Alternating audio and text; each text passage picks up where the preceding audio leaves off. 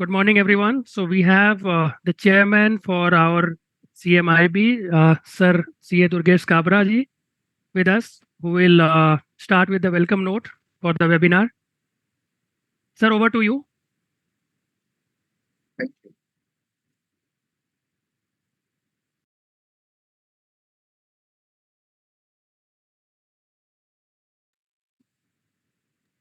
Thank you, Shami. It's indeed a pleasure to be always part of these kind of webinar, which is being started this year for the members in industry, which are the industry-specific webinars. And it's a series, 2 webinars in a month we are doing for the members who are working in the industry to update their knowledge. The Committee for Members in Industry has started this new initiative.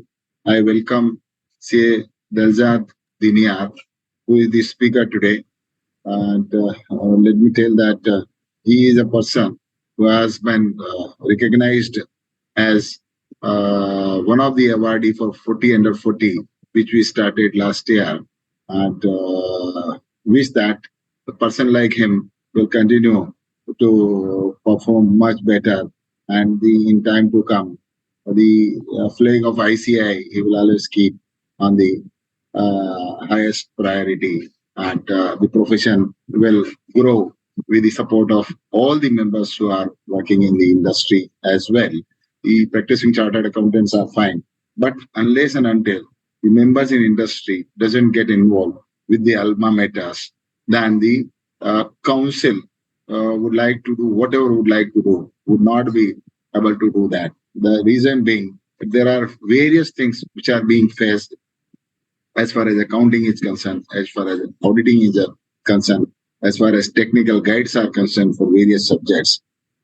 These issues are being faced by the members in industry, and that is why we always try to connect with the members in industry, so they come out with these issues to us, to the various committees. They send their recommendations, and we try to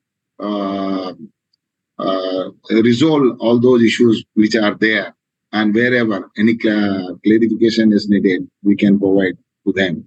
And there are specific committees which are working for this. The expert advisory committee is also there, which always try to give the solutions for any kind of confusion with respect to auditing standards, accounting standards also. Let me tell you that this committee for members in industry is doing a lot of activities for the members in industry and business. This is one which is webinar. We do organize CFO meets across the country, and where we invite all the CFOs to have a discussion with us, give their feedback, and we wish that these CFO take the young chartered accountants into their fold, into the industry, where we can build the new leaders of the industry to ultimately help grow the country and the economy of this nation. Then the other thing which we are doing is we are publishing the various state-specific reports, that which are the industry where the investment can be done, and what are the procedures with respect to that. So if you take the UP, you take the Rajasthan, you take the Bengal, you take the Tamil Nadu, you take the Haryana, then you come to know that yes, these are the opportunities available in this state, and the CFOs and CEOs who are chartered accountant can expand the activities into those states of their organizations. Likewise, we are also having the awards for the members. One is 40 under 40 award, which we started last year under the leadership of Ranjit Agarwal ji. And this year also, we are going to have it on 11th of December, where the young leaders who are under the age of 40, who has done exceedingly well in the organization where they are working, will be recognized. And it is being done with the CNBC. Also, we have the ICAI awards, and we do the leadership summit for the members in industry, and it is going to be held on 6th of January. ICAI award is the main award where the CFO of conglomerates, the business leaders of the conglomerates are being recognized, and there also one young achiever, one woman achiever, and specific categories, a person who is working into the government and public sector, they are also being recognized. So this is the another initiative where we try to engage ourselves with the members in the industry. Then, if the campus placement program is the biggest program of this industry, where every year around 10,000 plus every attempt, I would say. So twice in a year we do it, and 10,000 plus young chartered accountants who have passed recently in the last attempt joins the campus, and more than 6 to 7,000 chartered accountants gets an opportunity to get appointed by the various corporates. We last campus, we had the highest number of companies as far as the campus is concerned, and we expect that the number will further increase. We also have started management development programs for members in industry. It's a 7-day program for the young chartered accountants who would like to build up their skill sets. It is with the IIM Raipur, IIM Amritsar. So you get the leadership quality, you develop the skill set and perform better in the organization where you are working. We are also launching the business leadership development program, which is basically 4 weeks program, 7 days program, and it is with IIM Udaipur. It is a residential program at a very, very reasonable rate of around 67,000 plus taxes per week, and a program which normally may cost 1 week it is. So around 3 lakhs rupees is for the whole program. And if 1 month or 28 days, so suppose you take in any IIM, you will not get a program for less than 10 to 12 lakhs of rupees. Whereas we have tied up and we have decided on the subjects where we can build the capacity of our members for this purpose. So I would request the members who are into the industry and would like to have these kind of programs, please visit the website of CMIB and see these kind of programs are there, and join these kind of programs. I would request the senior leaders at the industry that if they want to build the capacity of their young colleagues in the organization, please enroll them into these kind of programs so they get the benefit of this and you get a better stuff to work for your companies. So these are the various things I thought I must share with all of you, and wish that you also suggest us where we can work more for the members in industry. That would be a great thing. Today is the webinar on the insurance industry, which is a booming industry. It is both service industry, but booming industry. Once upon a time, only one name was there, Life Insurance Corporation, and 5 names were there in the India. Those were the 5 general insurance companies. But today, there are a lot of insurance company, and every insurance company is growing, and the business is also getting multifold. So there is a lot of opportunities, not only in working in the industry, but exploring the consultancy, exploring the agency work, exploring the other opportunities, that how you can help your clients, how you can help your friends, how you can help your friends, that what is the better option for life insurance, what is the better option for general insurance. And in this industry, what are the technical issues as far as accounting is concerned, as far as the auditing is concerned, as far as other regulatory frameworks are concerned, as far as the insurance industry is concerned. Those will be dealt today. And I think Diljat and the other speakers will deal the same with their lot of knowledge which they possess, and they will share with all of you. And I wish this webinar, very successful webinar, and I wish that all of you will gain a fantastic knowledge after this webinar.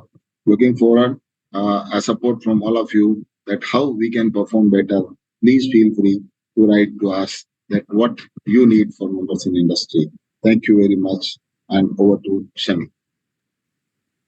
Thank you, sir. I can see visibly lot of improvement in CMIB efforts. Congratulations to the current management for taking these efforts in terms of connects, lot of webinars, lot of awards. So this is, I think, unprecedented, which we can feel even in our career.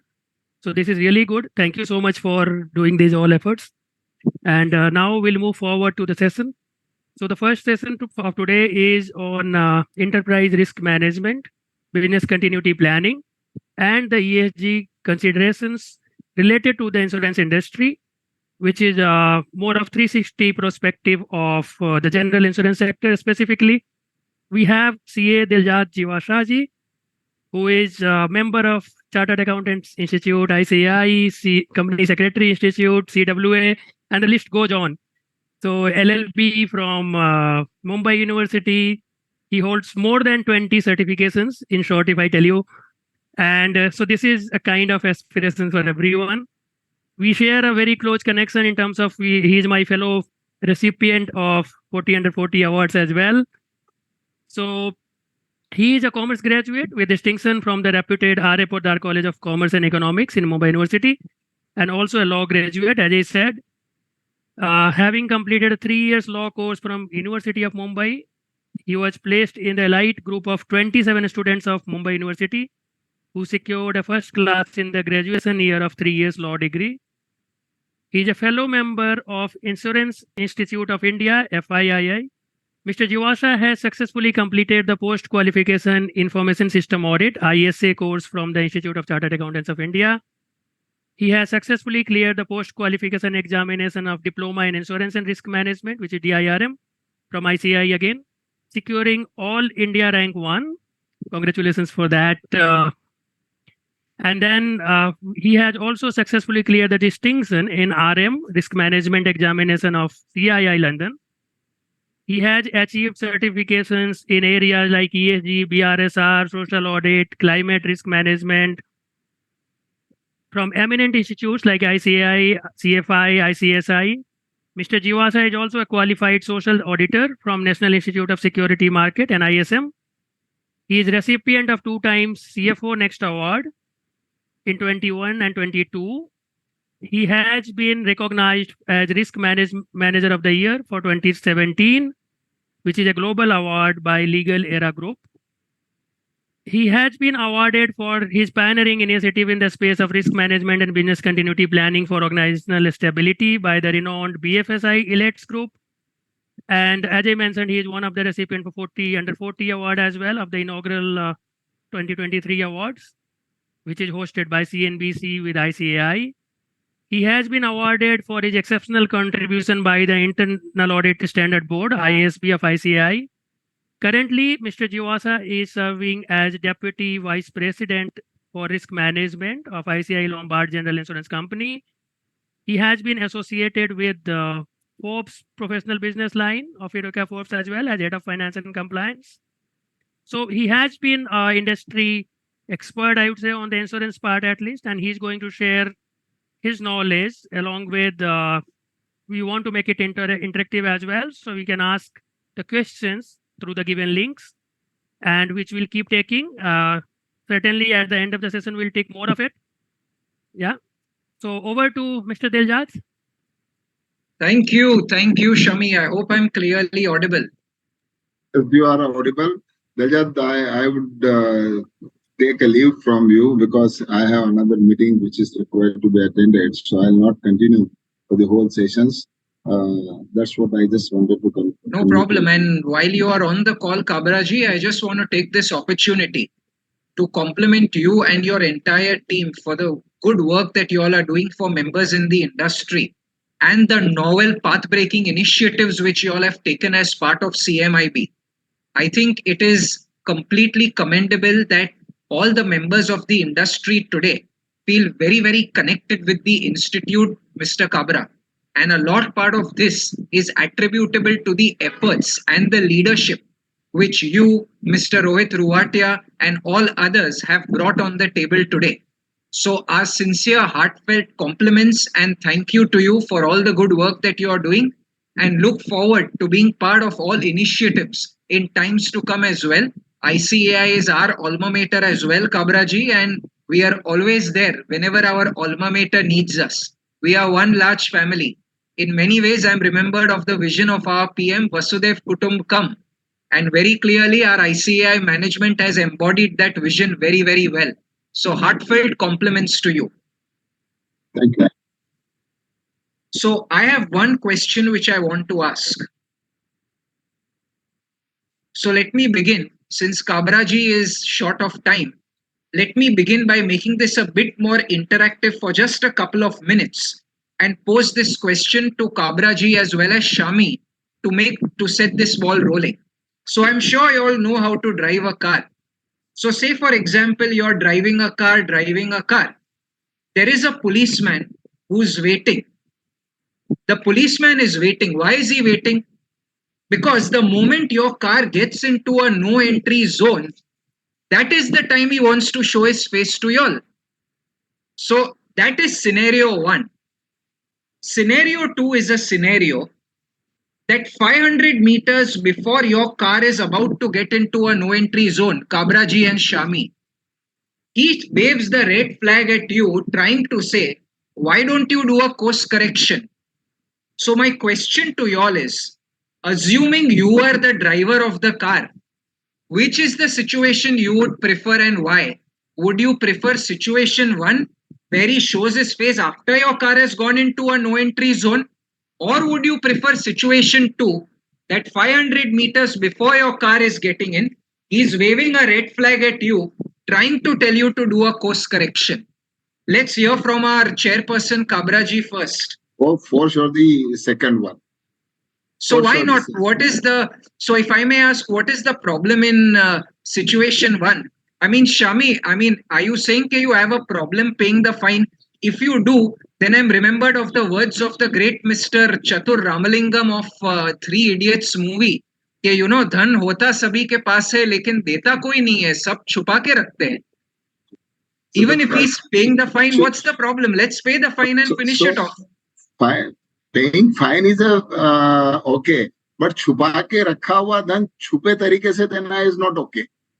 Absolutely, very well said, and that's exactly what our CA community stands for, as well said by Kabraji. Very much involved in terms of making sure that people come out with all their disclosures. Well said. So Kabraji says situation 2 is what is preferable to him, because he, true to himself, he says it's a proactive way of going about it. You want to know about things before. Shami, what's your take on it? Yeah, so we know that in reality, it's always option 1, which works in India. But preferred one is option 2, which should work. So it's very similar to BCP, which you are going to, of course, cover, where we should have the contingency planning, where we should know where we can go wrong, and we make preventive measures to stop it rather than jumping into it. It's not about the money we pay. It's also about a lot of discomfort. It's also about a lot of, pain we are going through it when you take a wrong turn. So even the policeman is there. Of course, he's charging you the penalty, but you may go wrong for an accident or for something worse if you don't know that where you are going wrong. So of course, option 2 is the most preferred one, the best one, if it's possible to implement. Absolutely. So thank you very much, One more Kabraji. thing. Just to add one more thing, as far as the option 1 is concerned, I would say that a person who is driving the car should know well that he should enter into the no entry zone or not. Correct. So if it is his ethics, it is his values which will make the difference. So one has to be ethical also, has to have the knowledge of the subject. That is most important. If he doesn't know and he is entering, then he is committing the mistake and he has to pay the fine.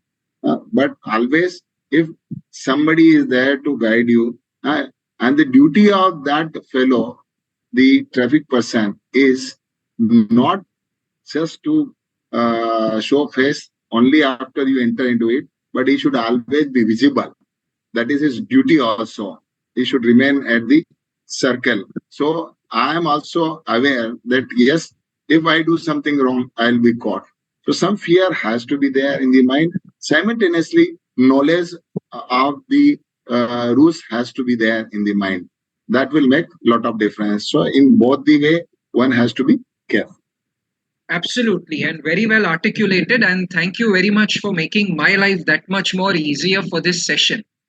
The reason why I asked that question was I'll take leave if you permit me. Huh? yes, absolutely. Have a nice day ahead. Thank you. Thank you. The Thank you, reason sir. why I asked this question was this is exactly what the risk management function stands for in an organization. It's not about waiting for things to actually go wrong. It's about being proactive and knowing where you have to be. It's about being there today to ensure that you protect the business and thereby directionally guide the business. After a thing has gone wrong, if you're going to then come out and show yourself, it's not going to make all that much logic and you would not be adding that much value to the entire cause. What will be more important is exactly that you are there today and the fact that before a thing went wrong, you red flagged a particular thing. So, this is exactly what the enterprise risk management function stands for in an organization. I hope my screen is visible. Yes, we can see it. So, one thing important as a takeaway, thank you, Shami. One thing important as a takeaway is being proactive and making sure that you have adequately highlighted a thing which is going to go wrong before it actually goes wrong. To make sure that sitting today, you have all bases covered. For all the members who are on the call today, I have one simple question to ask you all. Can you prepare for a war during a war? Can you do that? I just want you all to think that through in your minds for a moment. You cannot prepare for a war during a war because when war happens, you have to try and execute. You have to try and deliver. You cannot start thinking at that point in time, what do I do now? Or how do I act from here? So the idea is have all bases covered, and that is achieved through risk management and business continuity planning. And these are core concepts that we want to cover today. So what is it that I plan to take you all through today very briefly? Through background of enterprise risk management, giving a peek into the meaning of risk management, further moving on to key facets, the broad risk categorization, an overview of business continuity planning and crisis management, followed very closely by critical considerations in the ESG space from a general insurance sector standpoint. You know, the beauty of it is that even today, whenever I tend to ask many people this question, what do you understand of risk management? What is your take on risk management? The most common answer which comes to me is Delzad, risk management is about taking no risks whatsoever. Really? Is that what you understand by risk management? When you say that risk management is about taking no risks whatsoever, is there any business in the world which is devoid of any risks? If there is, please let me know. I'm sure along with me, lot many people will be interested in investing into that business and possibly making a foray into that business. So risk management is not about saying that you will not take any risks. Risk management is based on a fundamental look before you leap. Know what you are doing and take those chances. No risk manager will ever tell you don't take risks.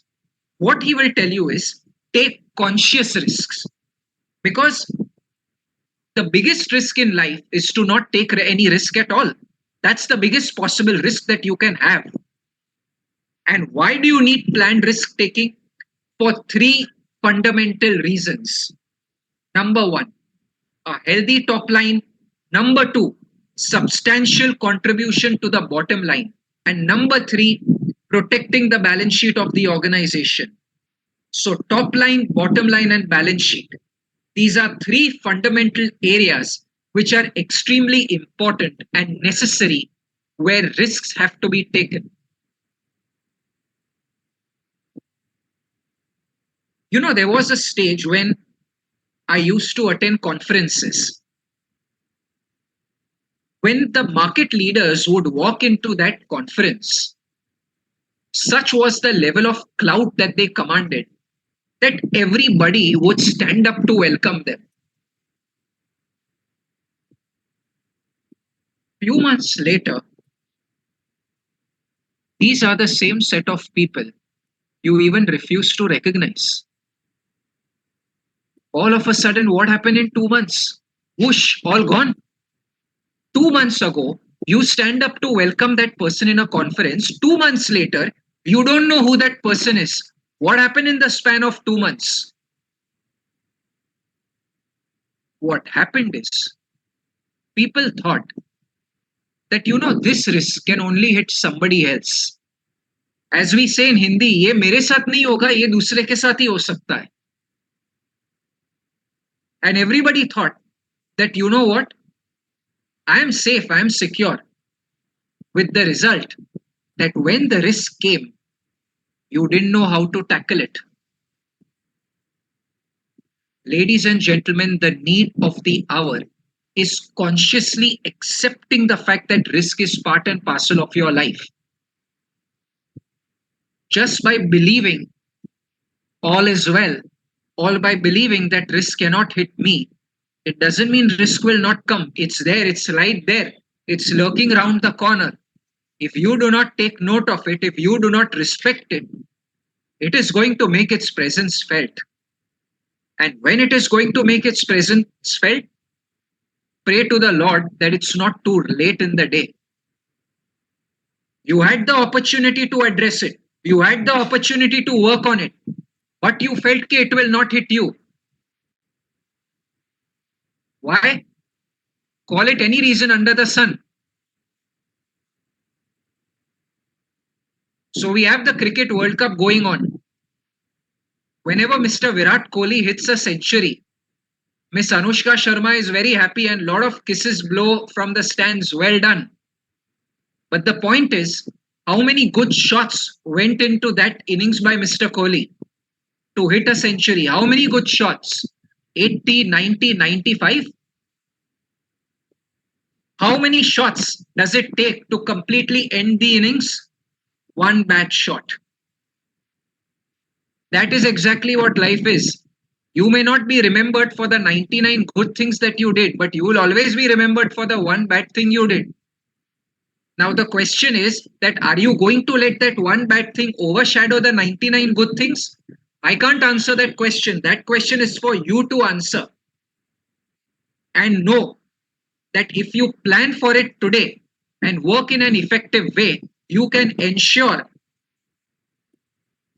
that that one bad thing will not hit you. And even if it does hit you, you will ensure that you are well prepared for it. So risk is the probability that anything which impacts the achievement of your objectives, anything which will stop you from achieving your objective, that is a risk. So my next question for all of y'all to accordingly think, what are the two criteria which are used to measure risk?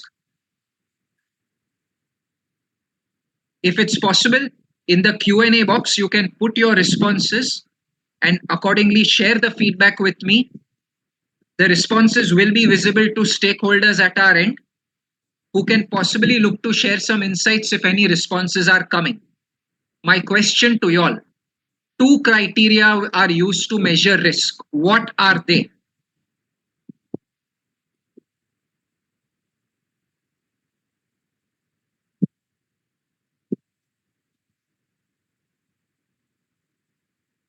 Criteria number 1, probability of frequency. Criteria number 2, Any guesses? Severity or impact? So criteria number 1, probability and frequency. Criteria number 2, severity and impact. These are 2 criteria which are used to measure risk. If we look at latest trends, a third factor, velocity, is increasingly gaining a lot of prominence. But having said that, 90% of the organizations today are even today aligning with these 2 basic factors: probability of frequency and severity and impact.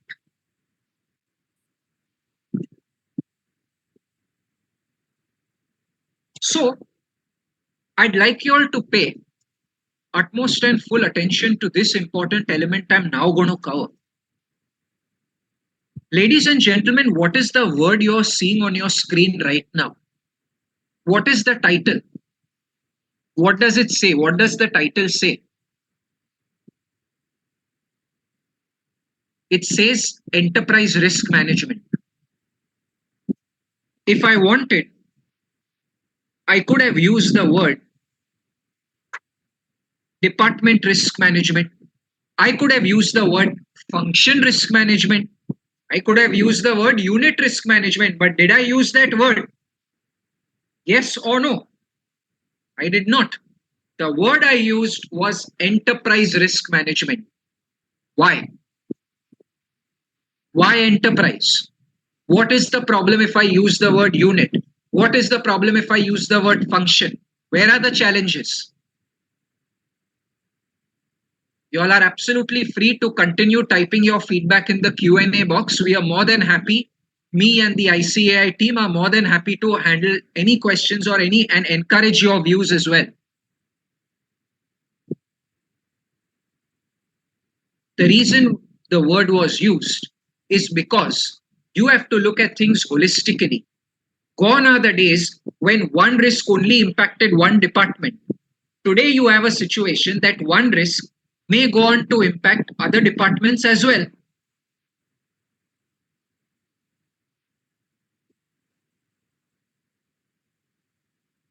Today, if for namesake, let's take a situation that we have our friend Shami, who is heading the HR function of a particular organization.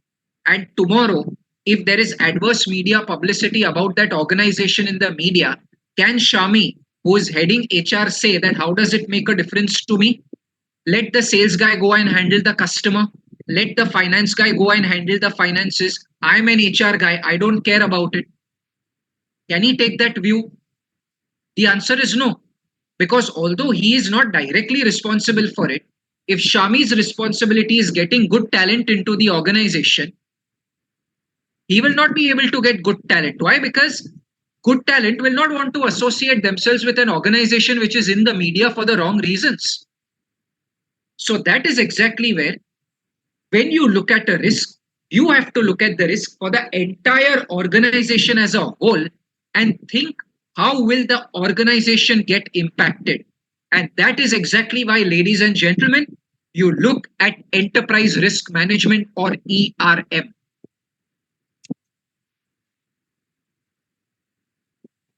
Again, my policeman story. You have to look at a potential risk in advance, not wait for a thing to happen.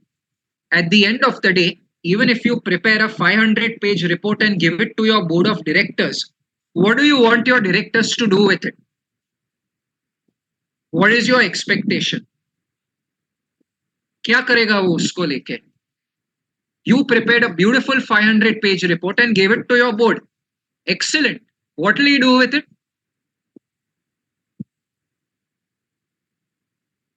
I hate to say this.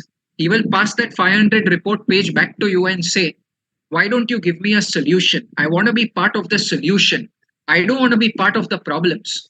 I don't want to know what the problems are. I want to know what is the solution and how we can prevent the problem from happening. And that is exactly what enterprise risk management is all about.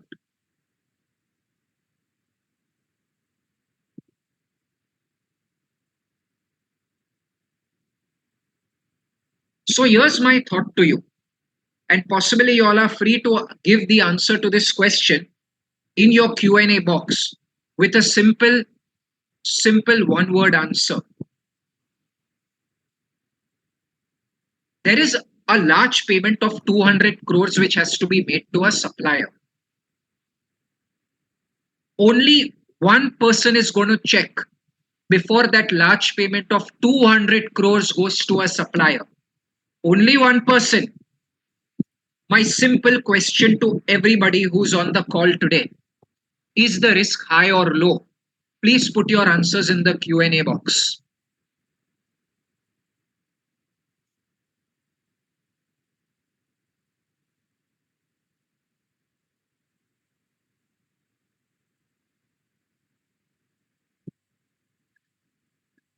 I'm sure we can clearly see a trend where responses are coming as high. Now, let me turn the clock back a bit and ask the same question. Let's take a case that the controls are developed in such a way that 3 people are checking before the payment of 200 crore goes to the supplier. So person A misses out, person B comes in, person B misses out, person C comes in. Again, please put your answers in the Q&A box. Now, is the risk going to be high or low? So as we can clearly see, there is a trend emanating with regard to the low factor playing out.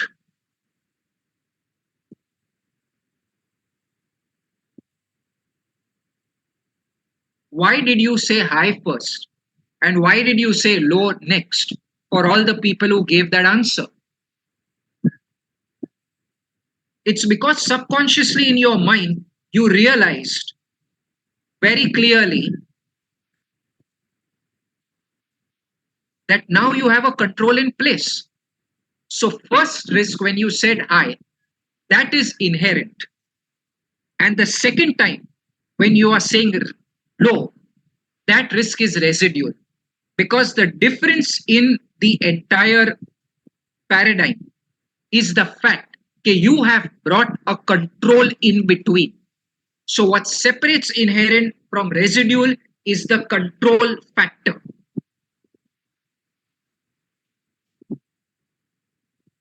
Four critical elements. So my next question to all the 200 odd users who have joined in. Risk identification is right at the bottom of the pyramid, right at the bottom. Because it's at the bottom of the pyramid, it means it is the least important. Yes or no? Please type your answers. Thank you.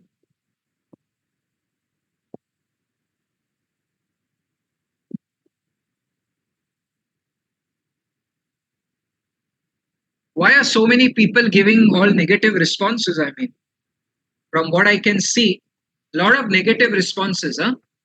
Why? Very rightly said by all, because it is right at the base, and that is your foundation. So identification becomes the most important factor. So the first step is identification. The next step is assessment. How do you assess? Very simply put, the two factors we just discussed, probability or severity. So that brings me to the question, what is evaluation? Friends, I'm sure all of us love the South Indian superstar, the great Mr. Rajinikanth, don't we? Even I love him. I love the man. You know, the beauty about Mr. Rajinikanth's movies are that you've got two villains standing in two corners of the road. He has only one bullet. And with one bullet, he has to kill two villains. Possibly even God would think, how do I do this? But hey, this is Mr. Rajinikanth, right? So what does he do? He shoots the bullet in the air, pulls a knife out of his pocket, flings the knife in the air. The bullet is bisected into two parts and exactly hits the two villains right in the middle of their head. Friends, the story is not over here. Remember the knife which went up? The knife is also a very loyal knife. So the knife rolls back and exactly falls into Mr. Rajinikanth's pockets. So that's Mr. Rajinikanth, the man we love so much. But real life is not about Rajinikanth, right? So you have to prioritize. Don't think that you can tackle all the villains together. You can tackle all the risks. You'll have to bucket. You'll have to prioritize. And that is what you exactly do when you talk about evaluation. Decide which risk is high, which is medium, which is low, and then tackle the risk. Prioritize your resources towards the high risks. Only then can you look at going ahead. And finally, why are we doing all that we are doing? Treatment and monitoring. So very simply put, you identify a risk library through brainstorming sessions, incident reports, and along with a strong focus on potential risk areas. That is the first leg achieved through identification. Second leg, likelihood impact. Ladies and gentlemen, the next slide that I'm going to show is a very critical slide, and I seek your attention to it.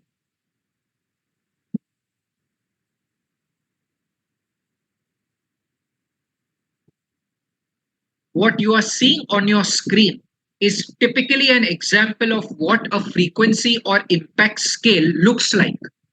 And this, ladies and gentlemen, is a very critical element of the entire presentation, because you are clearly giving a rating factor to the risks, and you are clearly giving an impact factor rating to the risk.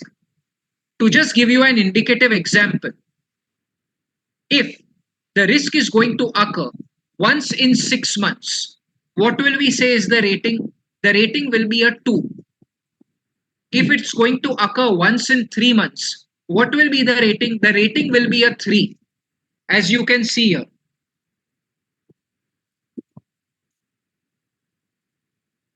So that is frequency. Now, what is impact? To what extent, if the risk was to materialize, to what extent is it going to burn a hole in your pocket? What is going to be the loss of money attributable to the risk? So say, for example, if it's greater than 5 crores, we say it will be 4. If it's between 1 crore and 5 crores, we say it will be 3 or major. Now, risk is nothing but pure simple mathematical multiplication. Frequency multiplied by impact. So if the risk occurs once in 3 months, the rating will be 3. If the risk occurs, if the impact is 1 crore to 5 crore, the rating will be 3. So 3 multiplied by 3 is equal to 9. So the risk gets you a rating of 9. Likewise, if the risk was to occur once in 6 months, the rating would be a 2. And if the impact is more than 5 crores, the rating would be a 4. So 2 multiplied by 4 is equal to 8. So again, my question to y'all, answers in the Q&A box. What is the minimum possible rating which can come, and what is the maximum possible rating which can come? Look forward to your answers.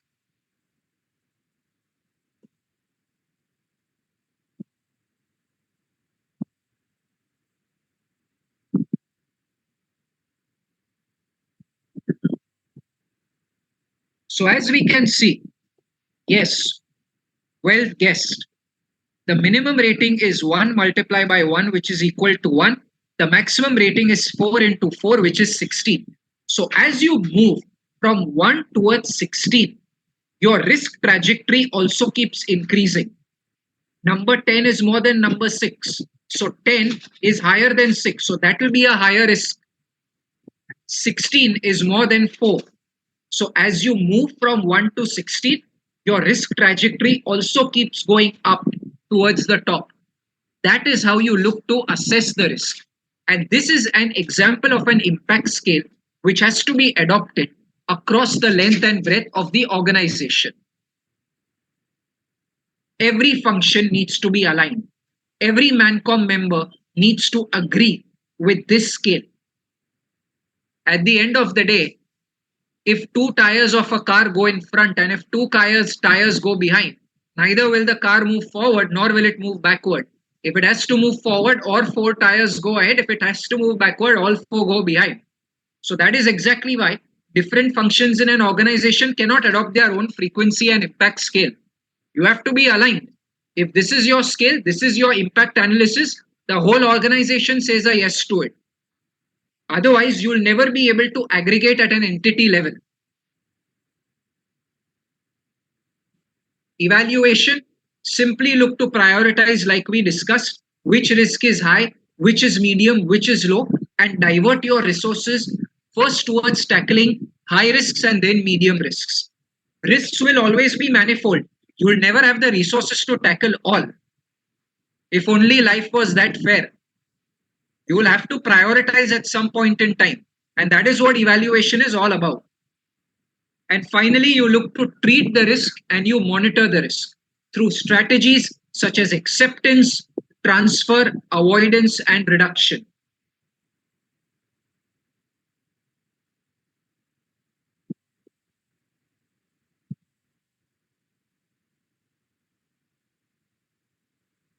Now, let's get a bit of a flavor into what the different categories of risks are. Friends, remember one thing, that you can keep dividing and subdividing risks to the maximum extent you want to. Keep granularizing, keep doing more and more. There is never an end to it, neither is there ever any right or wrong answer to that. But the point is, the four broad headings will always remain the same, no matter which organization you are, no matter which sector you are, no matter which country you are.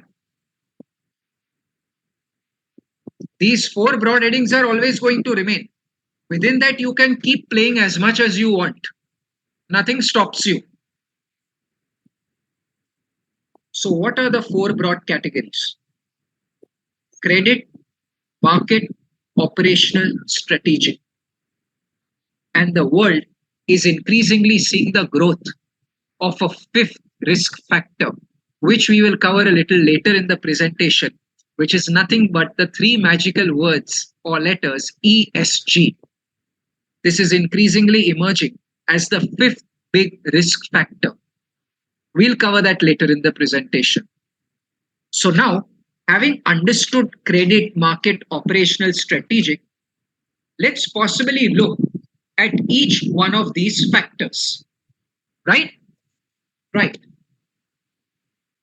Now, here again, when you essentially talk about credit risk, what is credit risk? Or what is it that you understand out of the notation of credit risk? Particularly from a banking sector perspective, the examples are very simple to give. Say, for example, you extend a loan to a buyer or a borrower and he does not pay you the money. That, simply put, is a credit risk. From an insurance sector standpoint, not part of the risks are underwritten with. Ask yourselves one fundamental question. Why are you all purchasing insurance? Why? What is the reason? The reality is that when an untoward incident happens, you have a clear-cut expectation that you would want that the claim is settled and claim is paid. That is your expectation. Now, how does this sound? I simply come and tell you, I'm not going to pay you your claim. Why? Because I reinsured the risk with a foreign reinsurer abroad. That reinsurer went bankrupt. Because he did not pay me, even I will not pay you. Is that fair? Am I being fair? No. Why are people saying no? From what I can see. Why? What is the problem? I gave it to a reinsurer. He did not pay me, so I will not pay the claim. What is the problem? Where's the issue?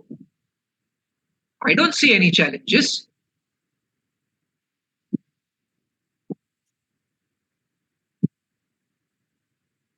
Yes, they are two separate contracts. And as a customer, you are not really concerned. And very rightly so. You are the customer, you are the king. You are not concerned with what the insurer did or didn't do. When the claim happens, if it's due as per the policy, you pay the claim. But at the same time, is that a risk for an insurance industry? Is that a risk for an insurance company? Absolutely. Because eventually, as a company, I'm burning a hole in my pocket if I don't get that.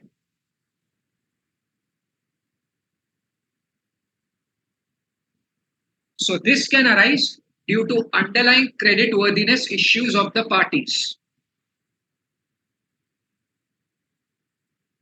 What is market risk, ladies and gentlemen? Any thoughts? You all can share your thoughts on the chat box or on the Q&A.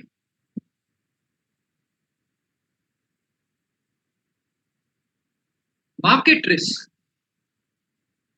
is nothing but the risk attributable to market movements and market fluctuations.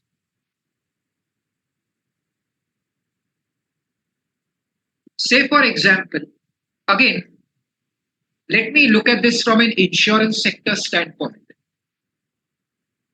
So, all of y'all would be aware that a premium is paid, right? When you avail insurance, you pay a premium on day one. What does the insurance company do with that premium?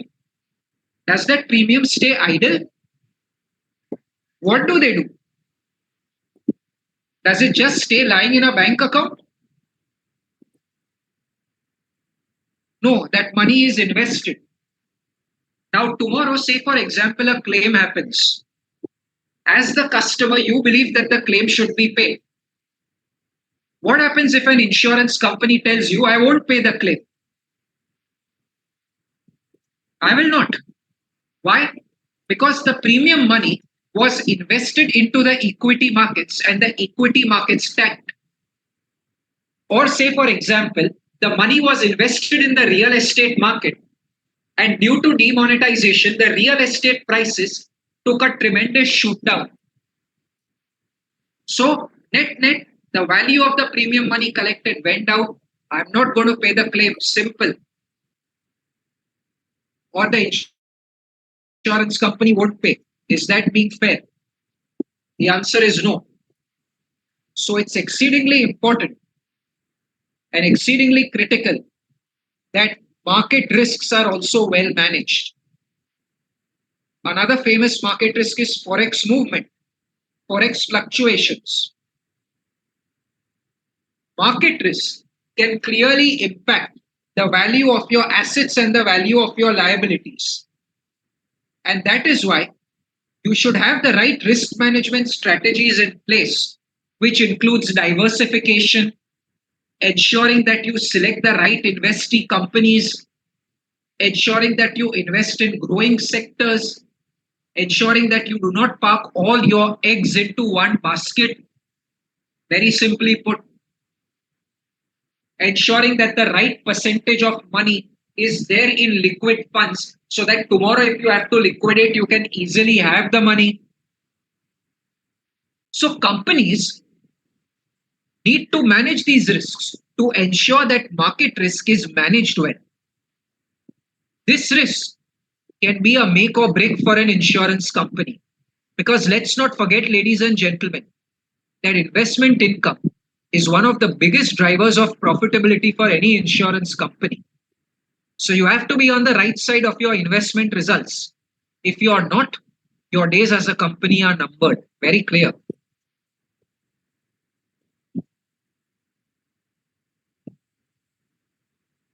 So I'm remembered of this instance. You know, the first major exam that most of us would have given in our lives. Which exam would that be? What comes to your mind? First major exam of your lives. 10th standard maybe. So recently there was a case in Maharashtra where a gentleman in the villages of Maharashtra was giving 10th standard exams. And this is a true incident which happened. I'd like the attention of all of you all. He got his hall ticket. He opened his hall ticket. What does a hall ticket look like? Name, center name, exam, photograph. His name was correct. Center was also some local college there. The photo was that of ex-US President Barack Obama. Left, right, center, the university came under criticism.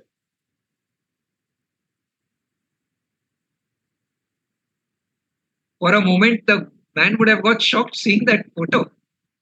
Which side of the bed did he get up from in the morning? This is exactly what operational risk is all about. Everybody has got processes. Everybody has got beautifully laid out documents. But does the story end there? Are you just going to reduce it to one piece of paper? Or will you make sure that you have the right set of systems, the right set of procedures in place to ensure that you successfully implement your processes? That is operational risk, ladies and gentlemen. Your people, your processes, your systems. How do you ensure that all of them come together to make it a good operational risk management framework for the company? Again, from an insurance sector perspective, if you have to pay a claim of 100 rupees, but erroneously you pay 150 rupees, that's a loss for you because of human error. So that is operational risk, day-to-day operations. Let's take some indicative examples: fraud, business disruption, system failures, processes, infosec, business continuity, outsourcing. These are certain critical factors which influence operational risk.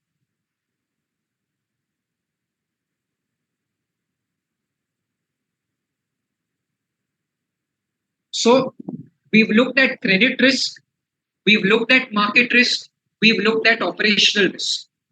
Let's look at the fourth major criteria, which is strategic risk.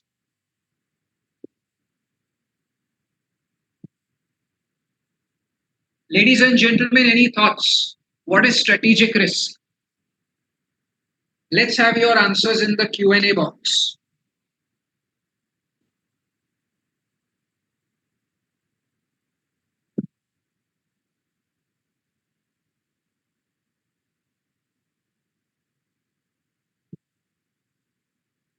Yes. So in many ways, yes, it is related to strategy. Yes, correct. Any more insights?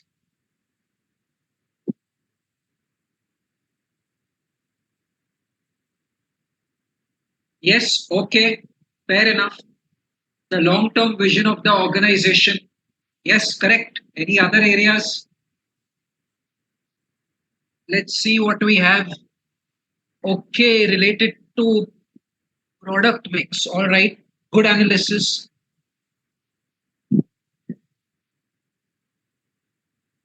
So good. Directionally, I can clearly see that members are in the right direction. So strategic risk is something which is related to your day-to-day strategy, day-to-day work. You have a strategy. You want to be an X turnover company by an X period of time. You want to have an X bottom line. So assuming I say that 5 years from now, I would like the turnover to touch 50,000 crore Indian rupees. And today the company is at 30,000. What happens if a new fintech player comes into the market and just swarms the entire market? Will you achieve your top line? The answer is no. Your expenses go up. Will you achieve your bottom line? The answer is no. You introduced a new product in the market. The market didn't accept the product. Negative media publicity came about the organization in all the leading dailies of India and possibly the globe. Will people have confidence in you? The answer is no. The regulator puts out a bad statement about your company in the press. What are you going to do? Will it impact your business or not? So, as you can see on your screens right now, strategic risk is related to the long-term objectives of an organization. It is related to the product mix, the direction factors, as well as loss of market share, non-attainment of bottom line. This is directly related to the long-term vision of the organization. And ladies and gentlemen, one thing we can clearly say is that strategic risk is given a lot of importance by your board of directors. They give a lot of importance to that. So that is exactly why having a strong control over strategic risk is critical.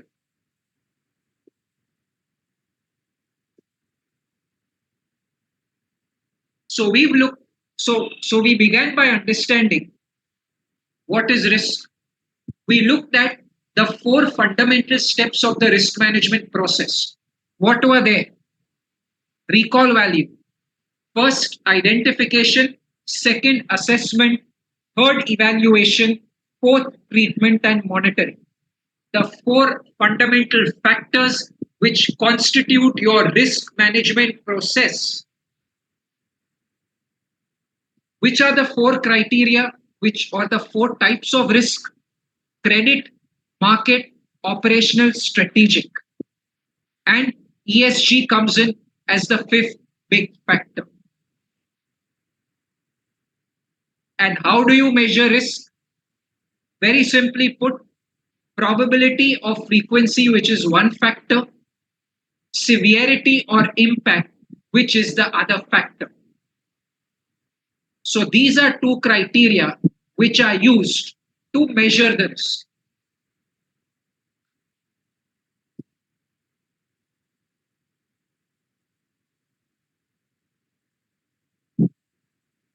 So after having understood, so broadly, ladies and gentlemen, the entire presentation is focused on 3 fundamental areas. We've covered the first area, which is talking about what the entire enterprise risk management story is all about. Let's look at the second criteria, or the second leg of the presentation today, which is more focused on business continuity planning. What is business continuity planning? What is it all about? As the name itself suggests, it's about ensuring continuity of business at all times.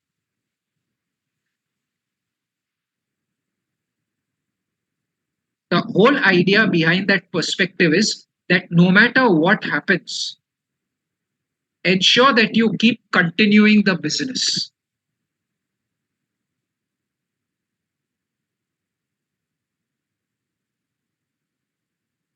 We all saw what COVID did to us.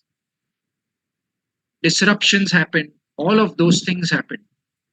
But still, there were distinctly some companies which faced the brunt of COVID in terms of their day-to-day operations, in terms of their day-to-day factors, while some other companies ensured that they are able to navigate around this better.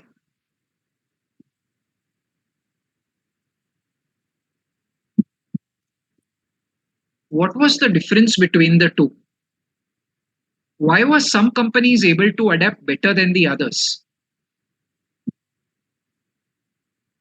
The reason why some companies were able to adapt better than the others is because they had business continuity planning on their side.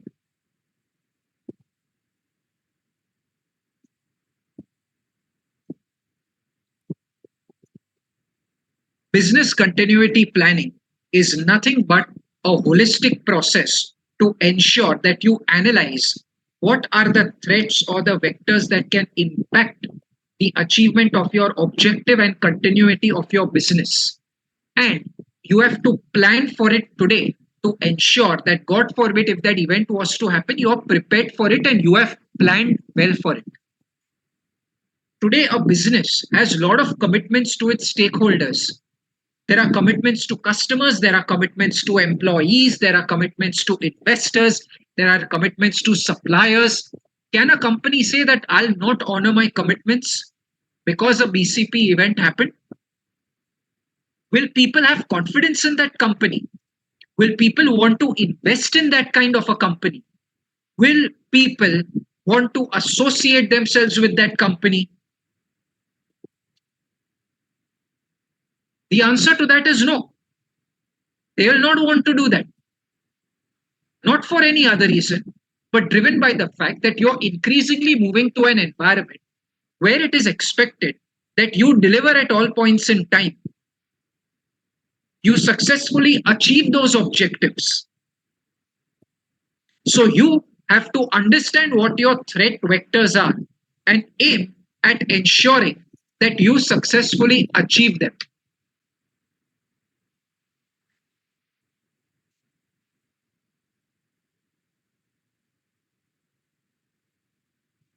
Thereafter, the next step is to provide a framework for building organizational resilience. So your BCP framework needs to very clearly put forth and mention that organizational resilience needs to be achieved to tackle the menace of an event which can impact your BCP. Your framework should clearly call out that if an event like that was to happen, how are you going to tackle the things?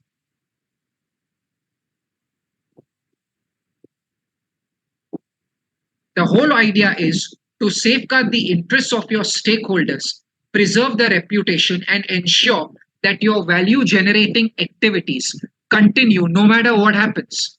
Again, from an insurance sector perspective, key processes like premium collection, claims payment, policy booking, commission payouts, they need to continue even if a business continuity impacting incident was to happen. And the beauty about these concepts like ERM, BCP, and ESG is exactly that they will basically apply to all industries. It's not that it's only going to apply to insurance or banking or BFSI. It'll apply equally as much to every single industry you're part of, and it will hold good for all scenarios and all cases.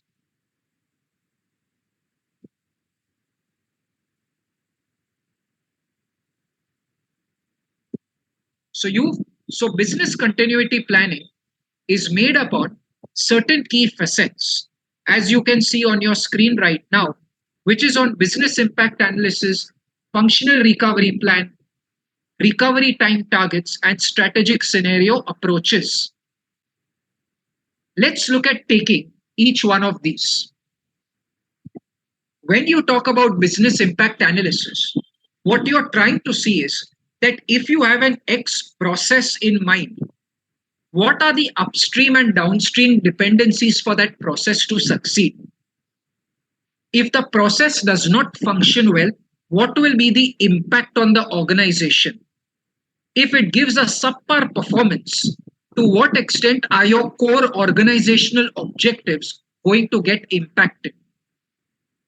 And eventually, you have to grade that if a BCP impacting incident was to happen, then to what extent is that going to impact every single leg of your organization? So again, going back to what I said when I began the session, you cannot plan for a war during a war. No. Today you have to think and clearly lay down that what is going to be your strategy if an event was to happen. Every team should know what is the expectation from them, including what are going to be your media releases, what are going to be your regulator releases. You have to have it all planned down to the nearest T, so that when it happens, you just act, and act. You do not start thinking at that point in time, because you have got everything laid down to the nearest T. When we talk of functional recovery plan, every function needs to know who are their key stakeholders. If an event was to happen, who is going to discharge what role? What are the backups for that person? If a BCP event happens, within how much time are you going to be back up and about? And what is the expectation of each stakeholder? That should be communicated beforehand and should be clearly called out to ensure that there are no hiccups whatsoever.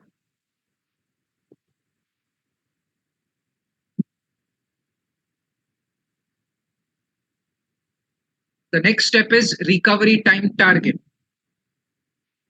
So the quantum of time within each function, within which each function would have to be back on its feet. Something which we popularly more know in local BCP language as RTO, RPO. That essentially, if you were to face a downtime, within how much time do you want to be back on your feet? How fast? Within 3 hours, within 4 hours, that needs to be defined. And it needs to be signed off by all your organization stakeholders. Otherwise, it's going to be very difficult. Now, again, your recovery time target is dependent on how critical your function is. If your function is critical, your recovery time target may be just 1 or 2 hours. While if it's not critical, you can go even up to 1 day. And again, the criticality is decided by understanding that what are your key metrics? To what extent does it impact your top line? To what extent does it impact your bottom line? So what will be the impact on your business objectives? Financial and non-financial, including factors like reputation risk, customer complaint risk. Not every risk can be quantified, right? So you even have to look at the non-financial impact of the impact on your business objectives. Your criteria is made up of criticality and business objectives as well. So both of these go hand in hand, and that is what decides the quantum of time within which ideally you expect a function to be back on its feet. So what will be your strategic approach here? The strategic approach here is that if you basically have a situation that your key resources are not available, if you have a situation that your key people are not available, if you have a situation that your key technology aspects are not available, how are you going to navigate around it? And thereafter, what is your overall documentation strategy to ensure that? If people are not available, technology is not available, how will you run the show? That is what you clearly need to simulate and test through the drill. You have to practice the BCP drills in simulation conditions and know that if this situation was to happen, how will you tackle it? So automatically you will make mistakes. When you will make mistakes, you will document that. You will come out with corrective actions. Again, when you practice, you will try and address all of these factors. The advantage of this will be that, God forbid, the day an untoward event actually happens, you are much better prepared to tackle it.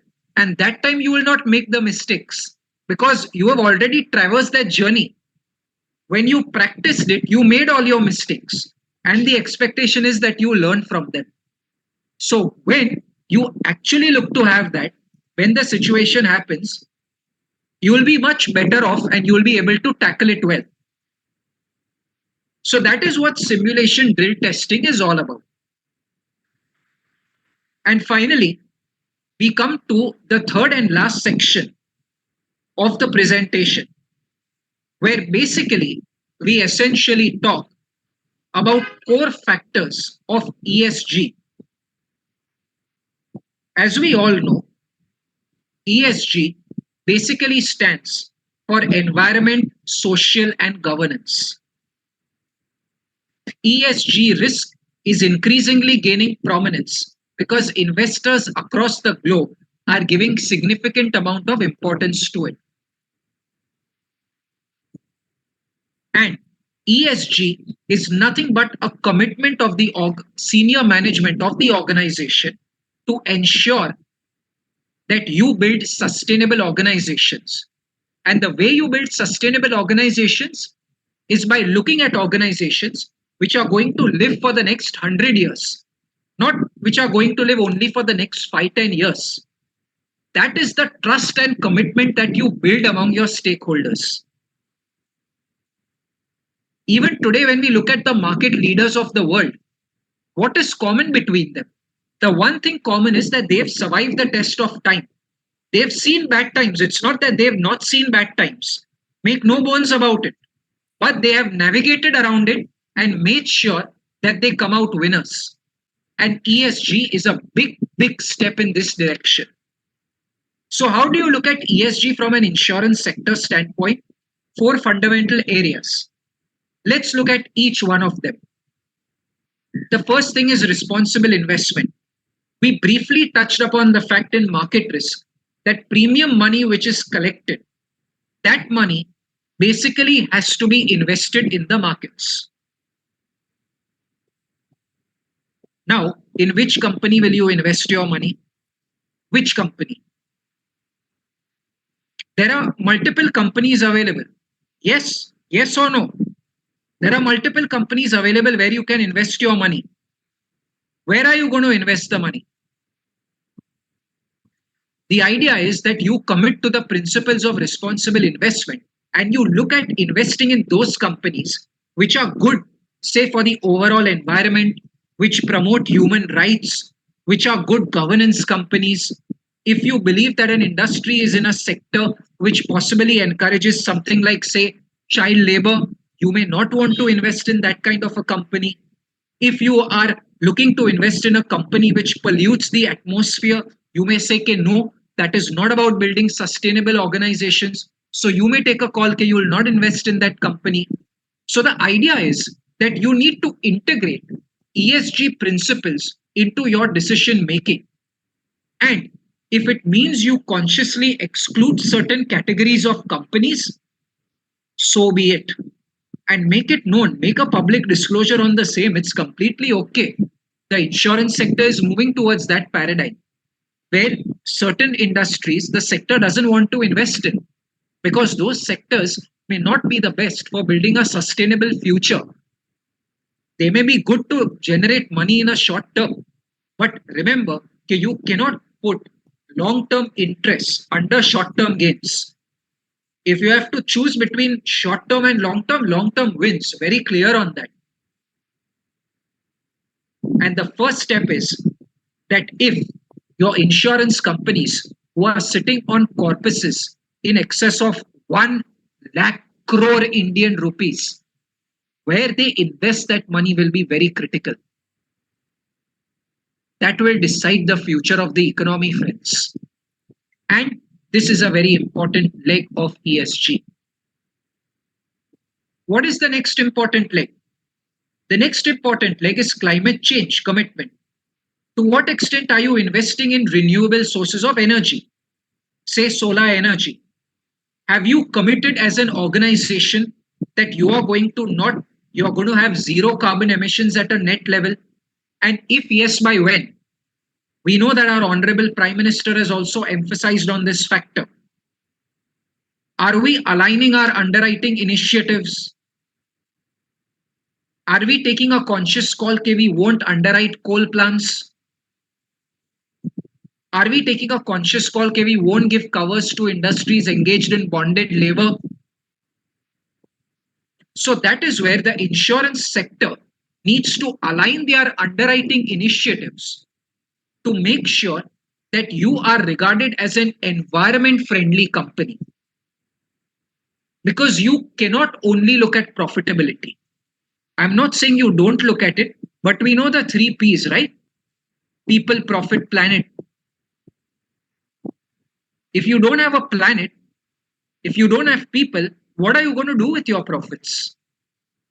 What are you going to do? So this is exactly where you look at taking these commitments related to climate change to ensure that you as a company are a good ESG friendly company. Then you look at certain diversity and inclusion metrics in terms of clearly understanding what are your effective organization wide policies, what is your male female ratio, what is the representation of women in Mancom and board committees, what are your effective organization wide policies, are you supporting differently abled people, what is the total percentage of people in your employment who are differently abled, what is the percentage of female employees compared to the overall employment percentage, do you have favorable maternity policies, to what extent do women form part of your senior management and Mancom. Today investors are looking at all of these things and they are asking these questions before taking a decision with regard to investing in that company. So diversity and inclusion is another important factor in the entire ESG frame of work or the entire ESG matrix.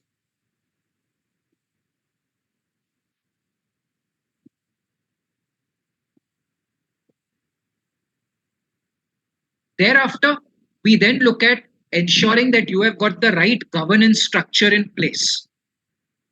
So you need to have your internal governance committees. Again, one question to everybody who's on the call today. If you are from the practicing community, do your clients have that? If you're from the industry side, does your company have that? Do you have an internal risk management committee comprising of your Mancom members? Do you have an internal credit risk management committee?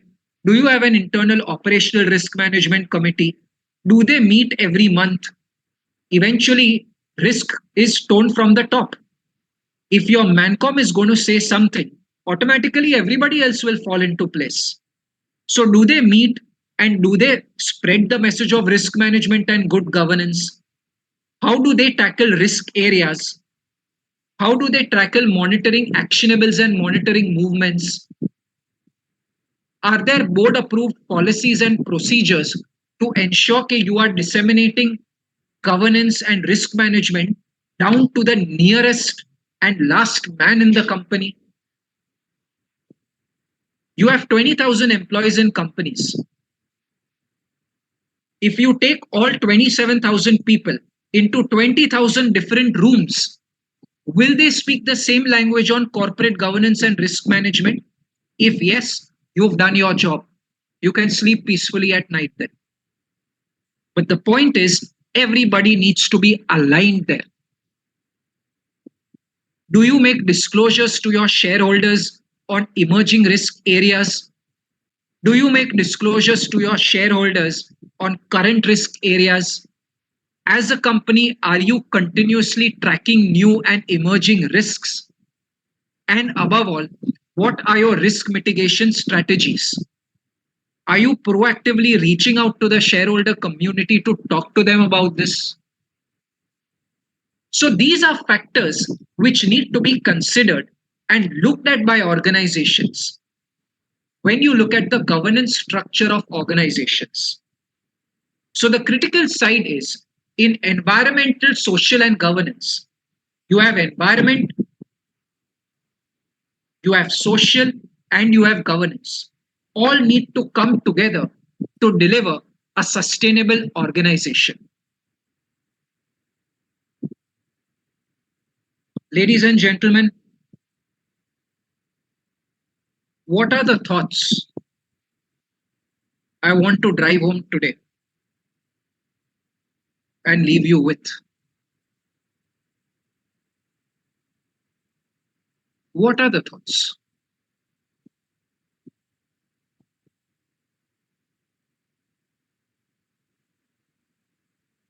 You look at any organization over a period of time which has been there in existence for more than 50 years, 100 years. Are you suggesting that they didn't see bad times?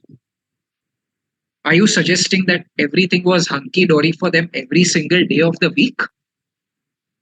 Are you suggesting that they did not see any risks? Of course they saw. Of course they saw good times, they saw bad times as well. But this is what separates the good companies from the fly-by-night operators. What separates is the fact that you're willing to acknowledge that risks can be there. You're willing to acknowledge that BCP impacting incidents can happen, and you're being proactive. You are tackling things today for a better tomorrow. You are planning today what can go wrong and making sure you have all bases covered, with the result that when the situation actually happens, I repeat, when the situation actually happens, you have way more control over it. And you know that you will successfully navigate it, you will be able to successfully tackle it.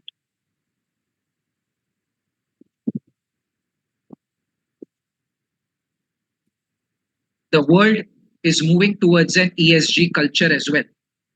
ERM, ESG, BCP, these are all sides of the same coin. It's about being proactive. And it is only when you look at having a strong balance sheet that you can actually realize that you have built a strong organization. Looking at long-term sustainability. You cannot, I repeat, you cannot build a sustainable organization without ERM, without ESG, without BCP. You try to do that, at some stage, you will only be left with regret in your life. And that time, unfortunately, it will be too late to do anything. So if there's a time to act, it is today. If there's a time to act, it is now. And if there's a time to act and take risk management, BCP and ESG, it is today. Nobody has to tell you to do ERM. Nobody has to tell you to adopt BCP and ESG. Did anybody have to tell you to eat food? Did anybody have to tell you to drink water? You did it naturally, right? It came very naturally to you. So why not let ERM, ESG and BCP also come naturally to you and build it as part of your DNA and work towards building a stronger organization and above all, a stronger India. What is it that I want to end with? I'd like to end by telling you all what my parents always taught me since I was a kid, and what in many ways is ERM, BCP and ESG all about. At the end of the day, when business wins, risk management wins. In your victory lies the victory of risk management. In your victory lies the victory of BCP. And in your victory lies the victory of ESG. If the business will not be there, what will ERM, BCP and ESG do? So ERM, BCP and ESG is to make you win. The old Chanakya Niti, let no man you transact with lose, so shall you not.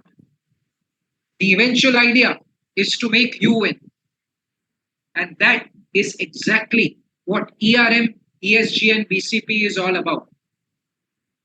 I would have liked to have covered many more concepts, but there's a bit of a time constraint.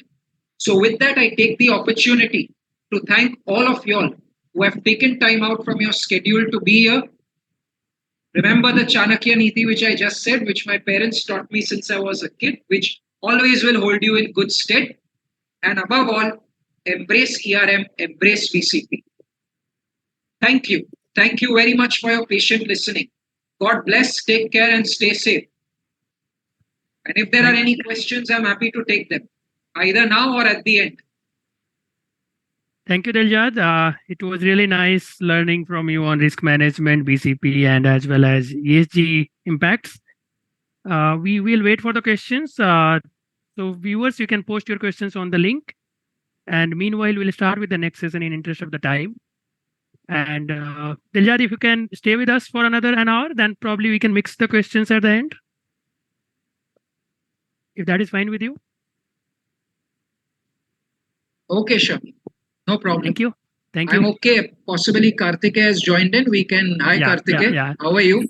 Yeah, I'm good. In fact, I'm fine that if there are any questions, we can take it now. If Alright. yeah, so that is fine because Yeah, so Karthike, it will be yeah. because it will be linked to the members if there are any questions. Absolutely. Are you comfortable with that, Yes, Karthike? yes. In fact, that will be better. Okay. Alright, So I then. think then And we then- can take the questions. No problem. Yeah. Yes. So participants, you have 5 minutes now to post your questions. Meanwhile, I have a question, Diljad, for you. Yeah, Shami. How do you conduct a BCP drill? So a BCP drill, I think that's a very good question, Shami. A BCP drill, you have to basically look at it from three different legs.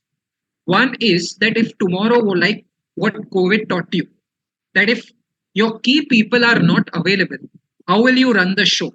So in the drill, what you do is for identify the top 25% key people of your company. The 25% key people are specifically told that you will be completely inaccessible for an entire week. You cannot answer any phone calls, you cannot answer any emails, you cannot attend to anything. It's a forced leave. Forced.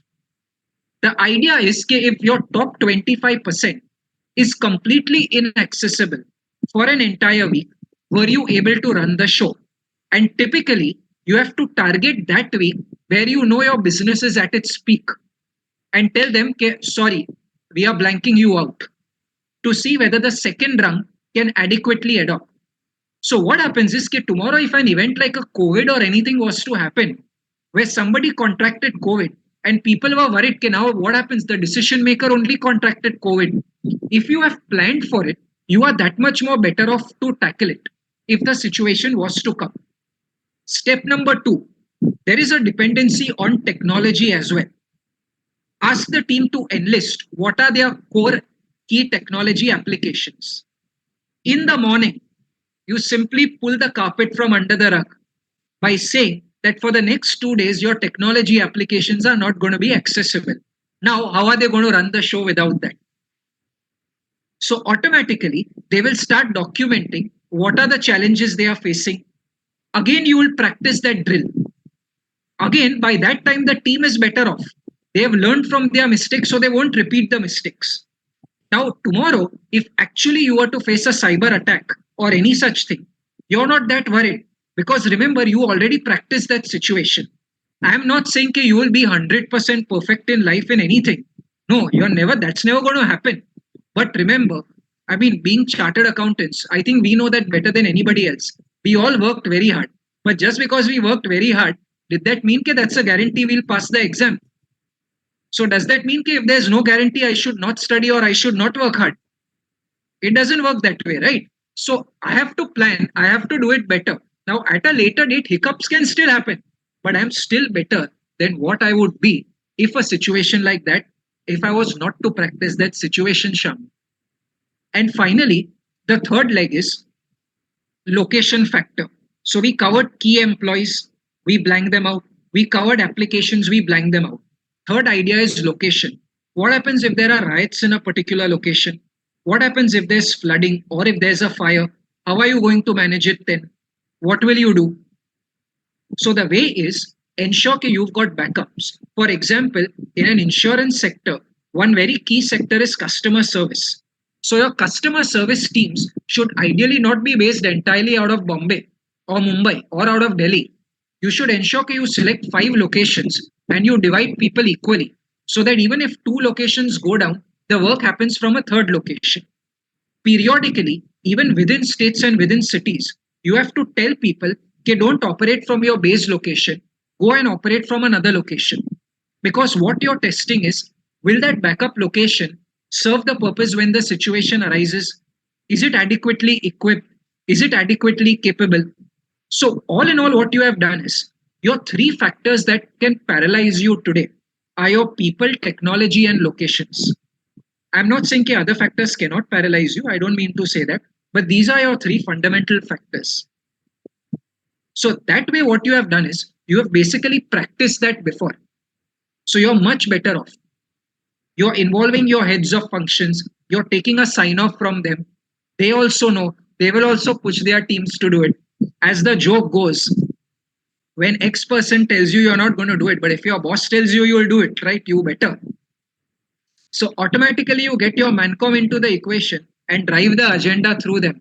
Whole organization will fall into line. Right. Any other questions? Yeah, thank you, Dalja. So we have a very technical question, I would say very important for the topic we got from one of the participant. Which so he want to understand if you can share some insights on the ISO 31000, which is relevant for the topic. Acha, okay. Fine, fair enough. Very good question again. ISO 31000 is basically your international standard on risk management. See, at the end of the day, what is ISO? How do you decide what is right and what is wrong? If five organizations are working in a different way and 10 others are working in a different way, how will you really decide what is right and what is wrong? How will you give that sense of confidence as to whether you are directionally correct or not?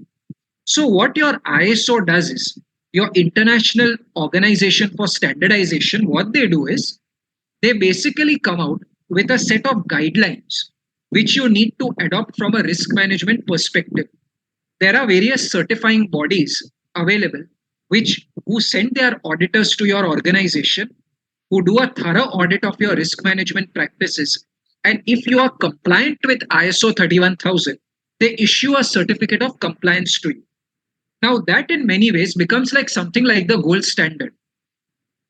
Today I've got a situation that n number of customers, and I repeat n number of customers, before they give business to an insurance company, they want that sense of satisfaction. They want that sense of confidence whether that company is managing that risk well or not. How are they managing the risk? See, an insurance industry is writing the risks of the entire world on our books. Entire world. If I don't manage my own house well, how will I manage other people? I have to manage my own house well, right? So, in such a situation, how do I give the customer that sense of confidence? How do I give the customer the sense of privilege that directionally I'm correct and it's not a problem? So, the ISO 31000 certification helps in giving that sense of confidence. Just a few things, Shami, there would be, do you have risk registers in place? Do you discuss your risks with your Mancom stakeholders?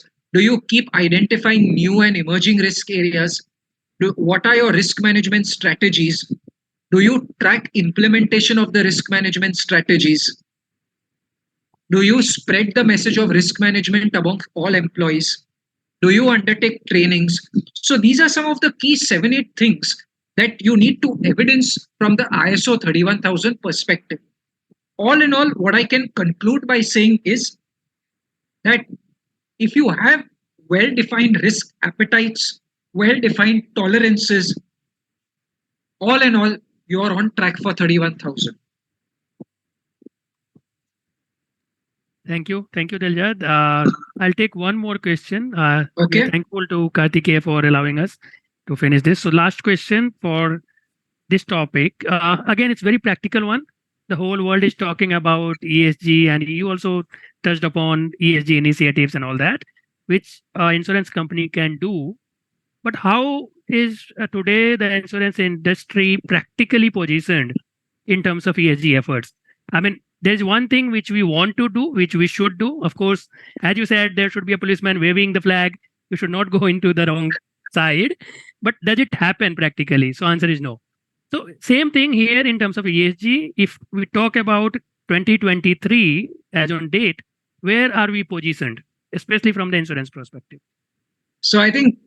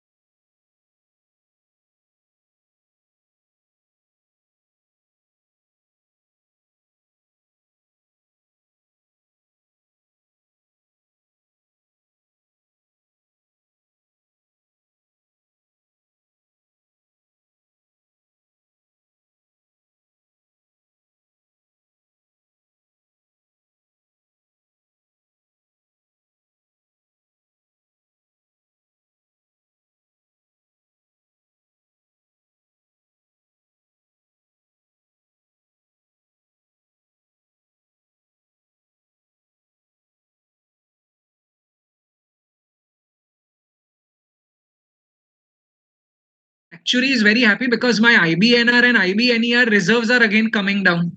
So again, I'm a very happy man. The moment I get onto the ESG friendly business like wind power and solar power, my loss ratio is going up to 140. So for every 100 rupees I'm collecting by way of premium, I'm paying 140 by way of claims. Again, our actuary friends will say, reserve more for the future. So again, my profitability will go down.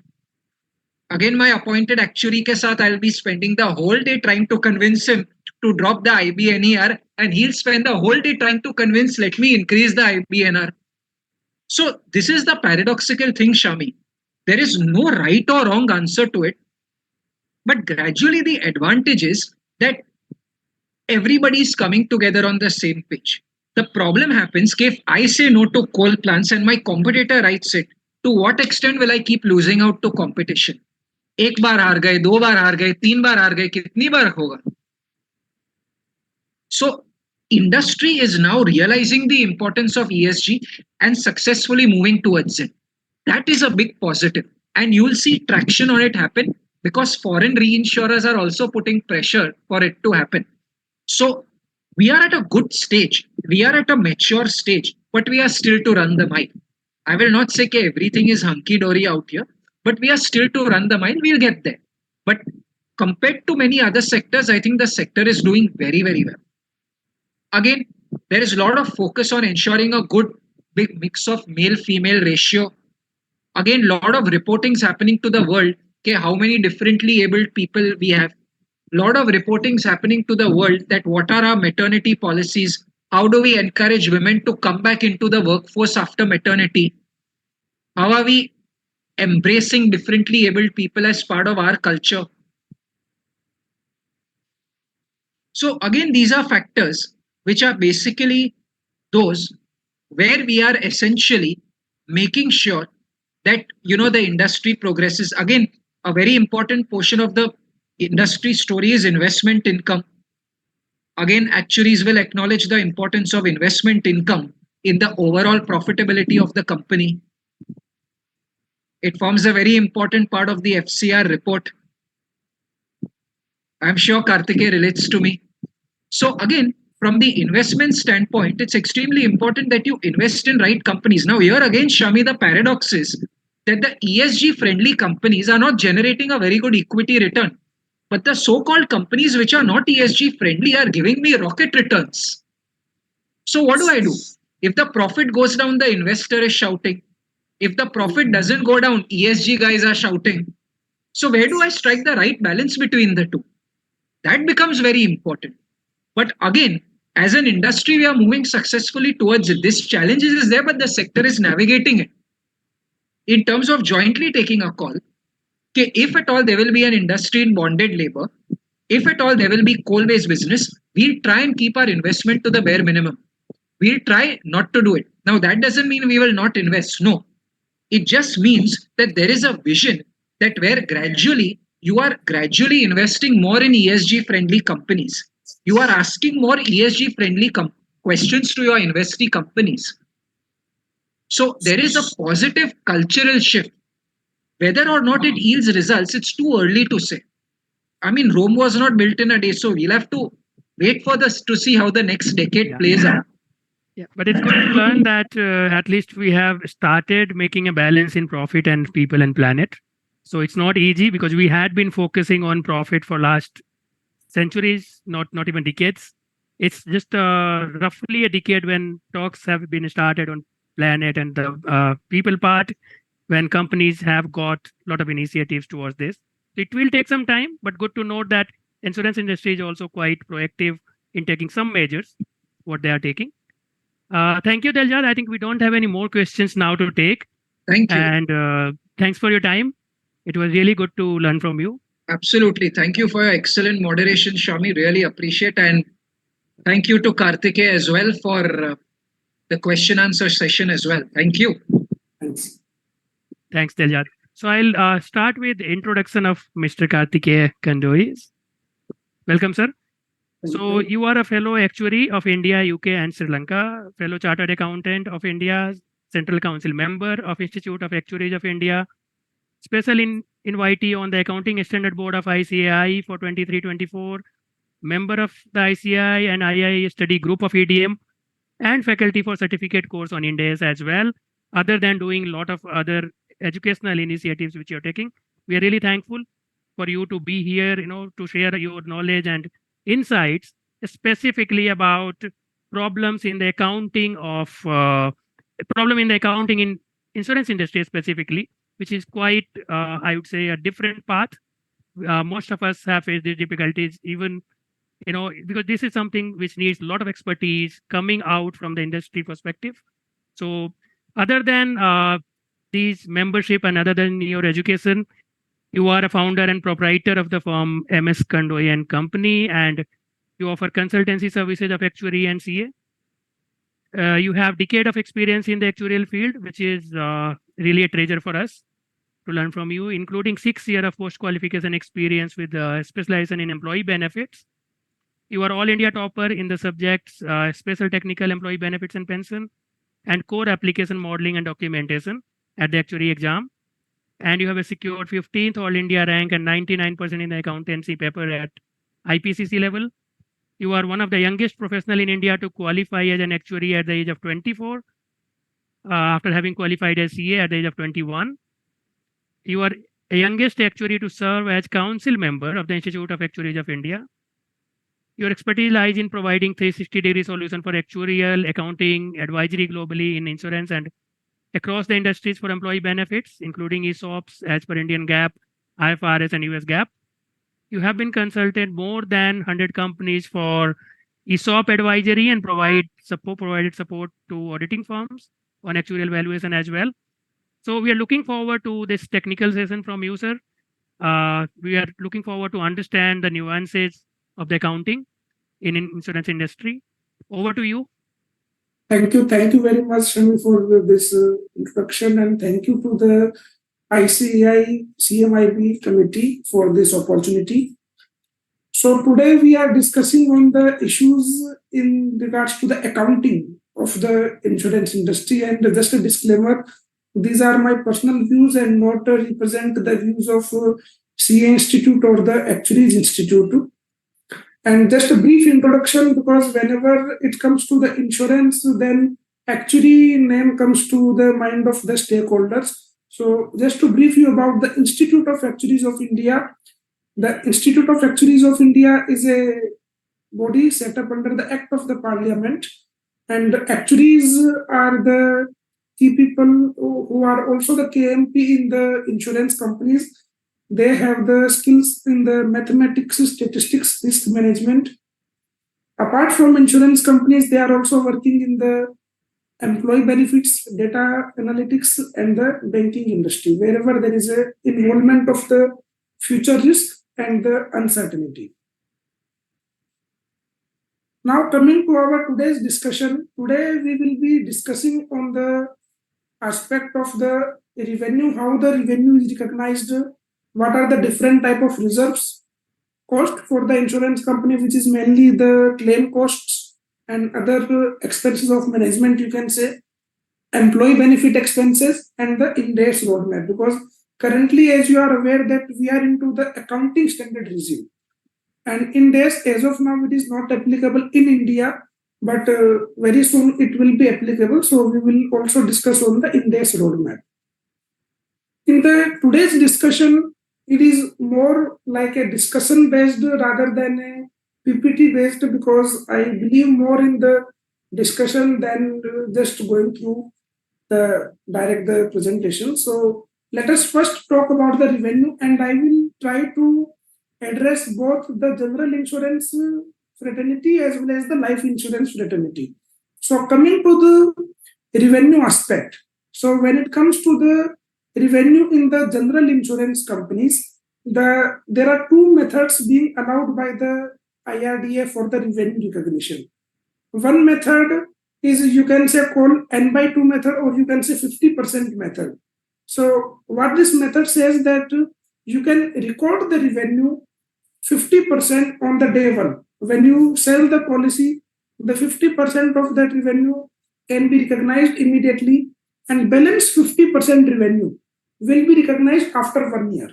So, for example, let us say you have sold any policy, or let's say you have received the premium on 1st January 23. So 50% of that will be recorded as a revenue on the 1st January 23 itself. And whenever we follow any method of the revenue recognition, it has to be consistent for all the policies. Like we cannot say that for later part of year we will follow this method and first part of year we will follow the another method. We have to follow it consistently. So first method is the 50% method. The second method is more logical, which is you can say 1/365 method, or you can say proportionate to the time period. For example, your policy or sold on, let's say, 1st January again, and there is a 3 months time in the financial year 22-23. So you will record the revenue only for the 3 months time, which is you can say 25%. So this is the another method allowed, 1/365. If we talk about the experience in the industry, mainly the health insurance industry, as of now, they are following the N/2 method, which is you can say 50% method. And in the general insurance space, where it includes all type of other insurance also, like you can say motor, fire, marine, etc., everything, the full general insurance companies, they tend to usually follow the 1/365 method. When we talk about the life insurance companies, how do they do the revenue recognition? They record the full revenue, whatever is received as a, whatever premium is collected, the same is recorded as a revenue on the day one itself. So the 100% of the premium is recorded as a revenue on the top line of the technical account. You can say policyholders account. And against that, the insurance company needs to create the policyholders liability. It is based on the actuarial valuation, where they estimate that for the full tenure of the policy, how much amount is payable. So accordingly, the liability is created in the policyholders liability account, and the revenue is recognized fully in the day one. This is under the current scenario. When it comes to the IFRS reporting, or you can say the Ind AS 117, when it comes to the play in the future years, this anomaly will be kind of solved to some extent, because it proposes that we need to record the revenue on a systematic basis, where it will be linked to more towards the service. So we need to consider the contractual service margin. So all these things will come into play, and rather than recording the full revenue upfront, it will be deferred. Now, when we talk about the reserves, what are the different type of reserves being kept by the insurance companies? And let us talk more about the reserves in the general insurance first. The main reserve, we can bifurcate the reserve in two parts. Like the reserve which relates to the claim or incidents which will happen in the future year, or you can say for the tenure for which the service is not yet covered. So for that, we create a unearned premium reserve. So what is unearned premium reserve? Let us understand with the simple example. Like we discussed that 1st January policy sold and we collected the premium. So for the remaining 9 months after the March, the premium is not yet earned. So for that 9 months amount of the premium, it is created as an unearned premium reserve.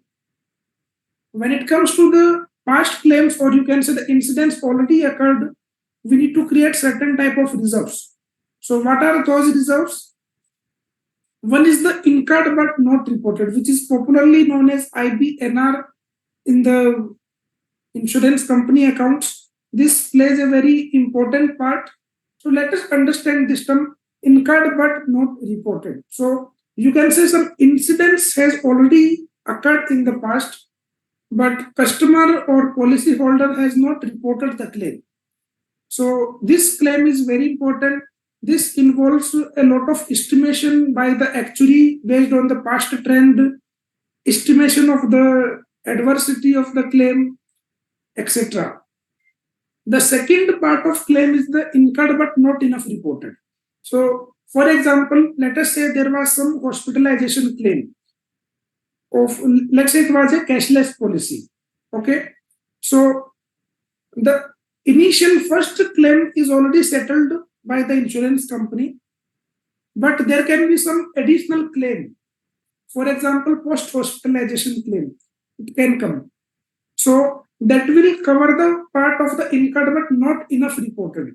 So for that, company need to create again reserves for the IB and ER, not enough reported. Again, this reserve is calculated by the actuaries based on certain assumptions and the valuation methods. The valuation method used is the triangulation method. Within that, there are various different methods like ultimate loss ratio method, Bonn-Hutter-Ferguson method, etc. The third type of reserve within this category is the outstanding claim. So, for example, some claim has come which is known to the insurance company, but it is yet to be paid. You can say the claim is passed, but it is yet to be paid. So, this kind of claim amount will come directly from the claim department.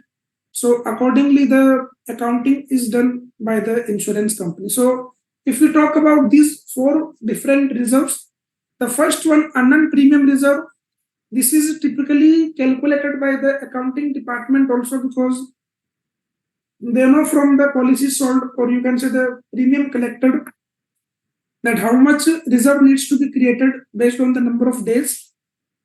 IBNR and IBNR, this involves the use of actuary. And lastly, for the outstanding claims, the claim department will support on the numbers. Now, coming to third aspect of the cost recognition, how the cost is recorded in the books of accounts. So, for any insurance company, the major part of expenditure is the acquisition cost. So, acquisition cost mainly involve again two type of payments. One is the operating expenditure of the insurance company, and second is the commission expenditure. So, as per the IRDA regulation, insurance company needs to do the upfront accounting for this acquisition cost.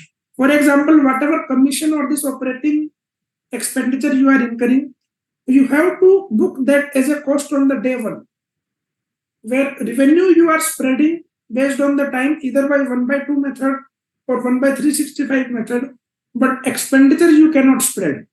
Expenditure you have to take into account on day one itself.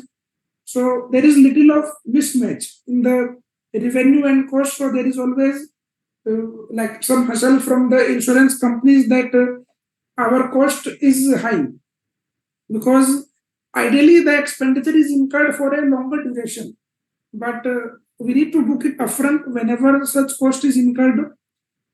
Similarly, whenever there is some renewal commission, etc., they are also again needs to be paid upfront in the renewal year, and same way they need to be accounted upfront. You cannot defer the recognition of expenditure. When we talk about the cost, there is one more key aspect within the cost, which is regarding expense of the management. So as per the expense of management guidelines for the general insurance company by the IRDA, there is a proper guideline that how much expenditure is allowed. For example, if it is a health insurance company, then they are allowed to spend 30%. And if it is a general insurance company, then they are allowed to spend 35% on the expense of management. There is a whole list of what is covered under the expense of management. And then finally, at the end of year, the company and auditor needs to certify that the expenditure is within the limit.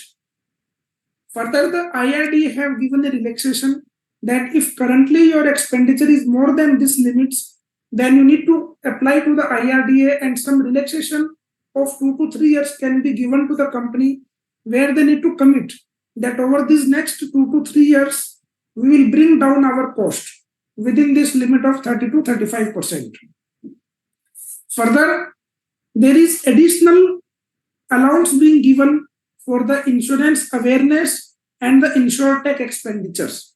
So, for example, if any company wants to develop the technology and they want to create more awareness about the insurance products, because currently the insurance penetration rate is very low in India. So, IRD have allowed that additional 5% over and above this expense of management can be spent by the insurance companies. And I hope with this, with regards to the same regulation, you can relate the current popularly known issue of the GST as well, where some marketing expenditure, etc., came into the limelight, and the GST issue on the same was brought to the notice of the media. Now, coming to the next part, which is again very important and very important cost for the insurance company, is the employee benefit cost, because they have large base of employees. For example, all insurance companies have maybe 15 to 20,000 or more than that employees. So employee cost forms a significant part of the insurance accounting and insurance expenditure. So within the employee benefit accounting, there is one more current recent guideline by the IRDA in June 2023 regarding the remuneration of directors and the KMPs. So earlier in this guideline, very limited number of senior top management members were covered, like MD, CEO, etc., or you can say full-time director. But now this guideline covers all the KMPs. So all the KMPs will now include the CFO as well, chief risk officer, you can say the appointed actuary. So many more people will be covered under the KMP guideline. So what is the key features of this remuneration guideline and how this impact the accounting? That also we will see. So for the non-executive directors, if we are paying any remuneration, so that remuneration limit is 20 lakh as per the new guideline. Earlier it was 10 lakh.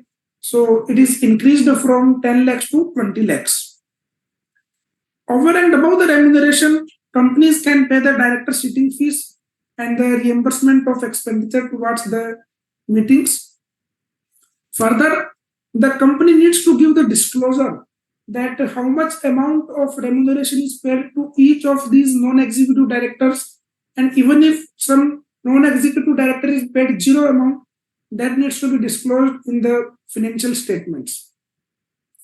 And in this new guideline, there is one very important update regarding the variable pay.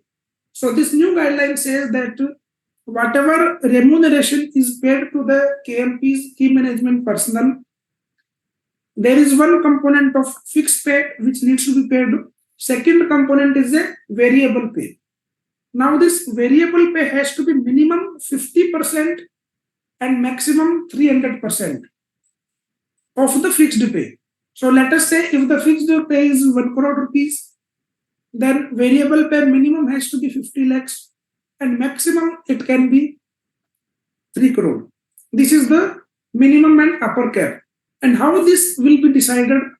For that, there is a performance criteria being given within this guideline, which includes various aspects, including the persistency rate of the policies, other risk parameters, etc. So all these things needs to be kept in mind while deciding the remuneration of the KMPs. Now this guideline further says that whatever variable pay we are giving to the employee, out of that variable pay, minimum 50% has to be in terms of non-cash. So what can be called as a non-cash benefit? See, non-cash benefit in the industry is maximum in terms of the ESOPs, because ESOPs are allowed to be given to these KMPs. And further, this guideline have given various detailed provisions regarding the ESOP. For example, it says that if your remuneration variable pay is up to 200%, because you are allowed to pay variable pay of the fixed pay from 50 to 300. So if you are giving this variable pay up to 200%, so for example, your fixed pay is 1 CR and you are giving the variable pay up to 2 CR, then out of this 2 CR, 50%, which is 1 CR, has to be in form of the non-cash. I hope this is understood. And let us say, if this variable pay is more than 200%, you can say 200 to 300% within the permissible limit, then this 50% will change to 70% for the non-cash component. So in this way, the non-cash component is being enhanced. Further, there is one more proviso within the guideline which says that overall 50% of the variable bonus has to be in form of the deferred benefit with the minimum 3 years vesting period equally in the 3 years. So this deferred benefit, which means that KMP will receive that money, but later on, the actual cash, you can say, or you can say actual wealth they will receive in a later years. There is one more rule within this guideline which says that if you are giving the cash linked ESOPs, which is in the form of share appreciation right or something like that, in that situation, such benefit will be, although it is linked to the equity share, but since it is in the form of the cash, it will be counted as a cash benefit for the purpose of this calculation. So the calculation is like that. First, you need to decide what is the variable pay to be given to the member. Out of that variable pay, 50% or 70% will be in form of non-cash based on the percentage limit of the fixed pay. And then out of the total variable pay, minimum 50% needs to be deferred for minimum 3 years. And again, the guideline says that in general, you cannot pay some other bonus other than this bonus. But let's say if we are paying any joining bonus to any employee, so that joining bonus will be separate than this fixed and variable pay. This is not forming part of this limit. And this joining bonus has to be paid immediately. You cannot say that joining bonus I will pay them every year for their service. So that is not allowed. If it is a joining bonus, it has to be paid immediately on the joining only as a one-time benefit. And same is excluded from this fixed pay as well as the variable pay. So I hope it is clear. Now, this KMP guideline of 2023 June, it also covers the accounting aspect. Earlier, the accounting aspect was not included in the earlier guideline of 2016. And due to that, there were various different accounting policies being followed by the different insurance companies. Now, this guideline includes the accounting policy. It says that under the clause 11 of the Annexure B, that if the money spent is more than 4 CR, then that amount excess will be debited directly to the P&L account of the shareholders rather than to the policy holders. And there is one more important rule within the guideline, which in a way you can say little bit contradicting and again can create some confusion within the stakeholders, because it says that liability in the respective books of accounts shall be created in respect of the deferred remuneration in the reporting financial year itself. So in a way, it is saying that 100% of the deferred bonus, or you can say deferred remuneration, we need to account for immediately in the year to which it relates. Now, this is contradicting to the requirement of AS 15 as well as the requirement of guidance note on share-based payment. Because if this deferred remuneration is in the form of the ESOPs, then for ESOPs, these insurance companies are required to follow guidance note on the share-based payment. And in the guidance note on share-based payment, if you are aware that we need to spread the cost during the vesting period. And similarly, in case of AS15, the basis premise of the AS15 is we need to spread the cost, we need to account for the employee benefit cost over the period when service is rendered, or you can say over the period when benefit will vest. So this is little bit contradicting to the requirement of AS15 and the ESOP guidance note. So if any further clarification from the IRDA on this particular requirement will be much appreciated. Otherwise, it may result into confusion to the insurance companies again. Secondly, there is a provision for the forfeiture of the deferred bonus. There is again provision for the clawback of money. So this guideline says that whenever there is a clawback of money, so that time you will reduce that amount from your liability which is standing in your books of account as the opening provision.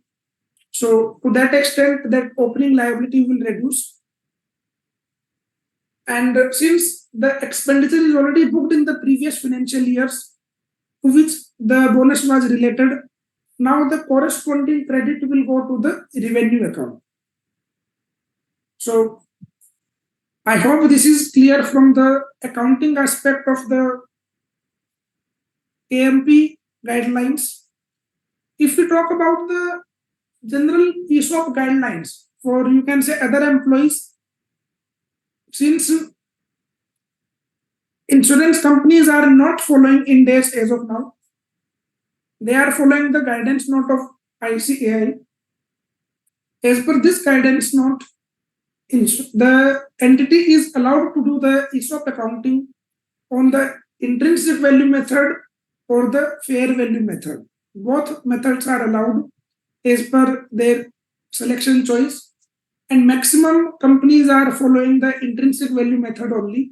Even this new guideline is not suggesting as of now for the fair value accounting.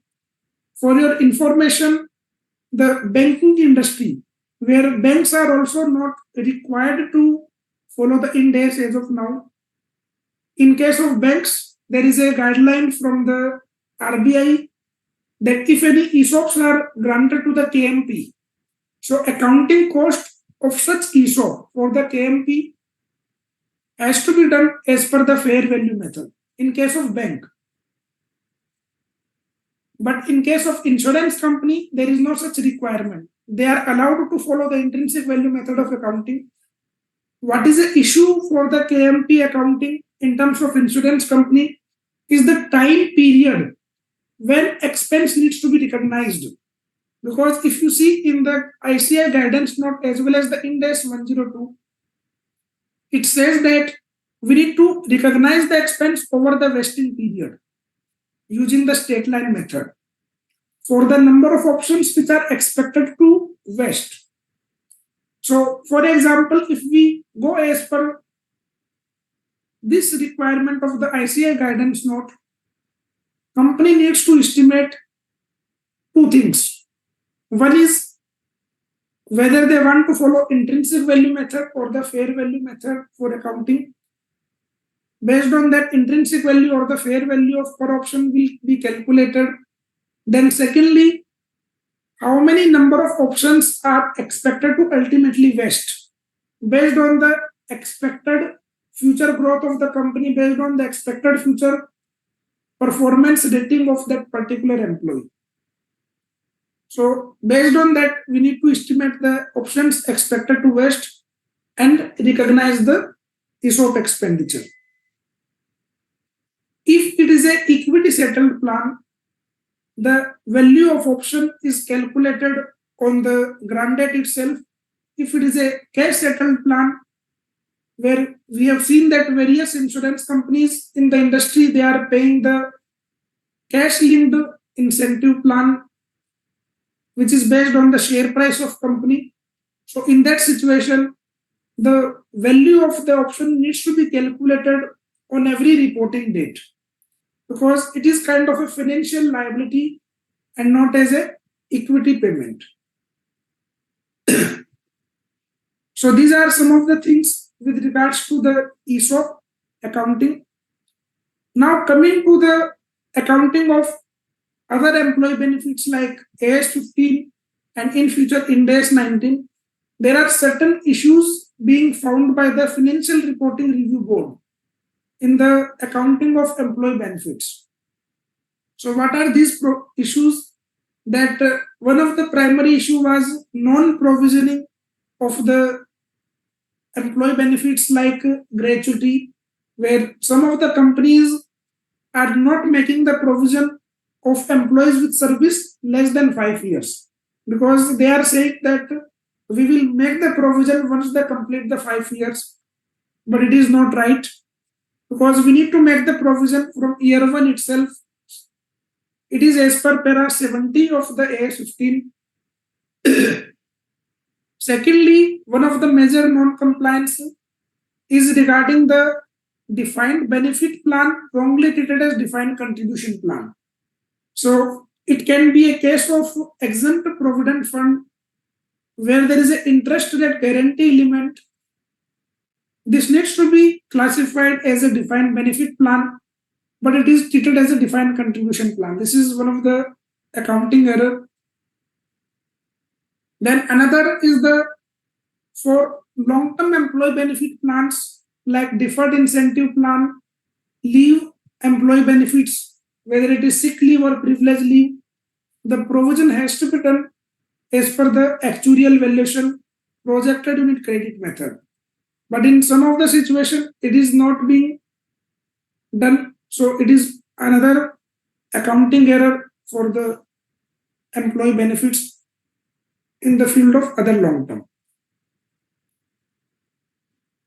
Now coming to the Ind AS roadmap and the disclosure aspects. So as you are aware, globally, the IFRS is now adopted for the insurance companies effective from 1st January 2023 accounting year.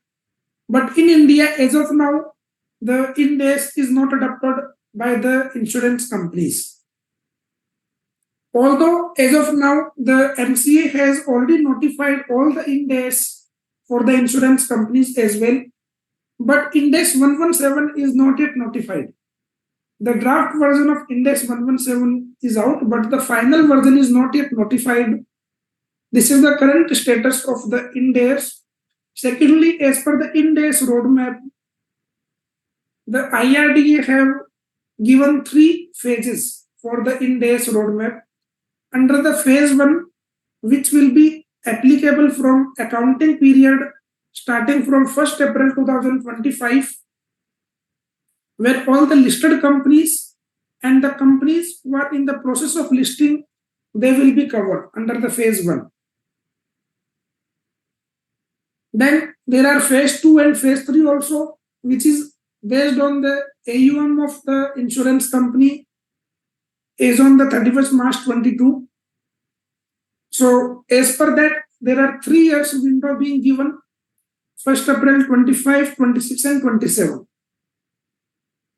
And companies who falls under phase 2 and phase 3, they are allowed to pre-adopt from 1st April 25, that is being allowed. Further, the IRDA have given to the phase 1 companies that they need to do the gap assessment and submit the report to the IRDA with certain conditions, that it should cover minimum 50% of the new business, and they need to do this gap assessment on the all allowed possible valuation methodologies. Because if you know that in the insurance companies valuation, the major part of liability is the policyholder's liability in case of life insurance company, and in case of general insurance company, the major portion will be the reserves. You can say IBNR and IBNER. So both these things are coming from the actuarial calculations, these are significantly dependent on the various valuation assumptions and the future uncertainty. For example, future claim incidence rate, mortality rate, cost inflation rate, medical inflation rate, and one of the biggest assumptions is the persistency rate, that how many of the policyholder will continue the policy, how many of the policyholder will surrender the policy. Further, the Ind AS 117, they have different valuation methodology like general measurement model, premium allocation approach, and variable fee approach. So these are three different models being prescribed under the Ind AS 117, which is applicable in the different scenarios. I do not want to go into the too much detail of that Ind AS 117 as of now, because otherwise there can be 3 to 5 days whole day training can be done on that particular topic. In fact, I must appraise to you that as per the joint effort of the ICAI and the Institute of Actuaries of India, there are joint programs being done for the Ind AS 117 training, where the experienced chartered accountants and the actuaries are doing this training program. And on the similar line, very soon there will be one more complete exhaustive training will be announced very soon by the Institute of Actuaries of India on this, in collaboration with some of the international actuarial institutes, like one from the USA. So they will give more detail about the Ind AS 117 for the insurance professional chartered accountants as well as the actuaries. If we talk about the disclosures for the various insurance companies, then currently the disclosure in the balance sheet are such that where for the life insurance companies, the saving product, which is you can say the endowment insurance, and the protection plan like term insurance plan, they are clubbed together. But whereas their characteristics are totally different, but the disclosure is given combined. So that is not giving a fair picture. But the IFRS solve this issue and they have far-reaching disclosure requirements. Further, if we talk about that currently, since we are into the accounting standard regime, all the assets are recorded on a amortized cost basis, not on the fair value. Although the listed companies are giving the disclosure of the market value of asset portfolio as well, but still the investments and assets are recorded on a amortized cost basis. But moving forward in the Ind AS, then the fair value accounting will come and that will change the picture. So I hope this is all about on the accounting aspects of all the different pillars of the insurance company, starting from revenue to the cost, reserves, employee benefits, and the Ind AS roadmap. So if the participants have any question or they want me to cover any specific part in more detail, they can maybe type on the chat and we can take it ahead accordingly. Thank you, Kartikeya ji. So participants, you can put your questions through now, the link, Yeah. and I'll share with Kartikeya ji.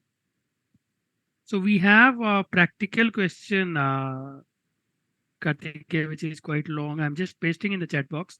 Yeah, in I case you are think able that to will, answer it. Yeah. yeah, that will. All right.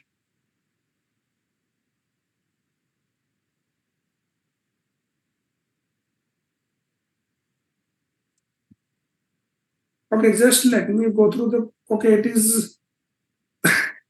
It is. It seems Yeah, like yeah, so CA it's final like, exam question. yeah, Yeah. yeah. So I was about to say that only.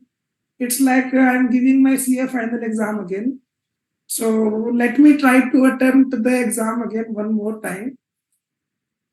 A company is issuing IPO at a premium of 230, face value 100. the company is mandatorily required to issue shares to its employees under specific act under which company was established at the time of public offering. Consequently, company issue IPO of 1 lakh shares, including 5,000 shares to employees. The IPO was issued to employees 5,000 number of shares to the face value of ₹100 and to the general public 95,000 number of shares at premium of 230 under the single prospectus. Further, the offering was oversubscribed and employee shares are restricted to trade for 3 years under the Act. In this case 1, is the shares issued to employee to comply with the relevant Act is under the scope of Ind AS 102. Yes, it is within the scope of Ind AS 102. In fact, there is a SEBI guideline also which says that whenever any company includes the insurance company as well. So any company, whenever they go for the listing, they need to comply with the SEBI guideline on the share-based employee benefits payment 2021, which have various requirements, mainly for the, you can say, minimum service of 1 year, and as such there is no lock-in requirement in the SEBI guideline, but company is free to decide the lock-in requirement. So if there is a lock-in requirement, or you can say restriction on trade for 3 years, if it is coming under any IRDA regulation or as part of the insurance company policy decision, that there will be 3 years lock-in period for restriction to trade, it will be still under the purview of the Ind AS 102, because Ind AS 102 have the provision where how to account for the restriction to trade, because the same needs to be allowed for in the fair value of option. So we need to consider that. Second is, if yes, what is the treatment of differential amount of 130? Can company recognize security premium of 130? So I think the security premium of 130 will be having no relation to this first part of question as such, because employees where the ESOP is granted, see, firstly, the company cannot change the exercise price. Exercise price, whatever it was given to the employees originally, they cannot change that exercise price. Secondly, if it is a fresh grant of ESOP, let's say, because consider the situation that your question is, out of 1 lakh share, 5,000 shares are reserved for employees as a ESOP, which is a fresh grant of ESOP, not a continuation of or conversion of the old grant. It is a fresh grant. In that scenario, the premium which is recorded in the security premium will be recognized on the date of exercise of ESOP, not on the grant of ESOP. जब भी आपने employ को option grant किया है, उस दिन पे security premium की अकाउंटिंग नहीं होगी. सिक्योरिटी प्रीमियम की अकाउंटिंग जो होगी वो ईसोप से शेयर एक्सरसाइज करने के समय होगी, जिस दौरान आप अपना शेयर परचेज करेंगे. And the value of security premium will be whatever expense you have recognized in the P&L. That will be recorded from ESOP reserve to the security premium. So you can say accounting will be ESOP reserve to security premium on the date of exercise of ESOP. And the restriction of trade is mainly for the trading. It is not for the restriction on the vesting, because vesting is different thing. Lock-in, which is called, you can say, restriction to trade after exercise. So employee have exercised the share. So on that date, you will pass the accounting entry of the premium. And on the date of employee selling the share, there is no accounting treatment on that day in the insurance company, because it is a lookout of that particular employee on the date when they sell the share, because it will be his capital gain or loss on that day. So I hope this addressed the both questions. Yeah, thank you, Kartikeya. So, participants, we can wait for another 5 minutes if we have any more questions. We have both the speakers present here in this call. So, I don't see any new questions till now. If we get any more questions in another 3 to 4 minutes, 5 minutes, we can answer that. Else, we'll close the webinar.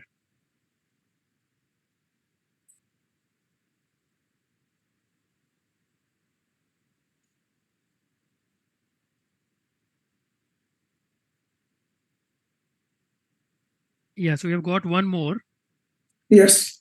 I'm just. So, question is actually this was a practical problem. I think the Okay, it's a follow up for the same question wherein. Yeah, I think maybe you can paste on the chat. That will be better. Yeah. Okay, all right. So it's from the same person. I'll just for your reference.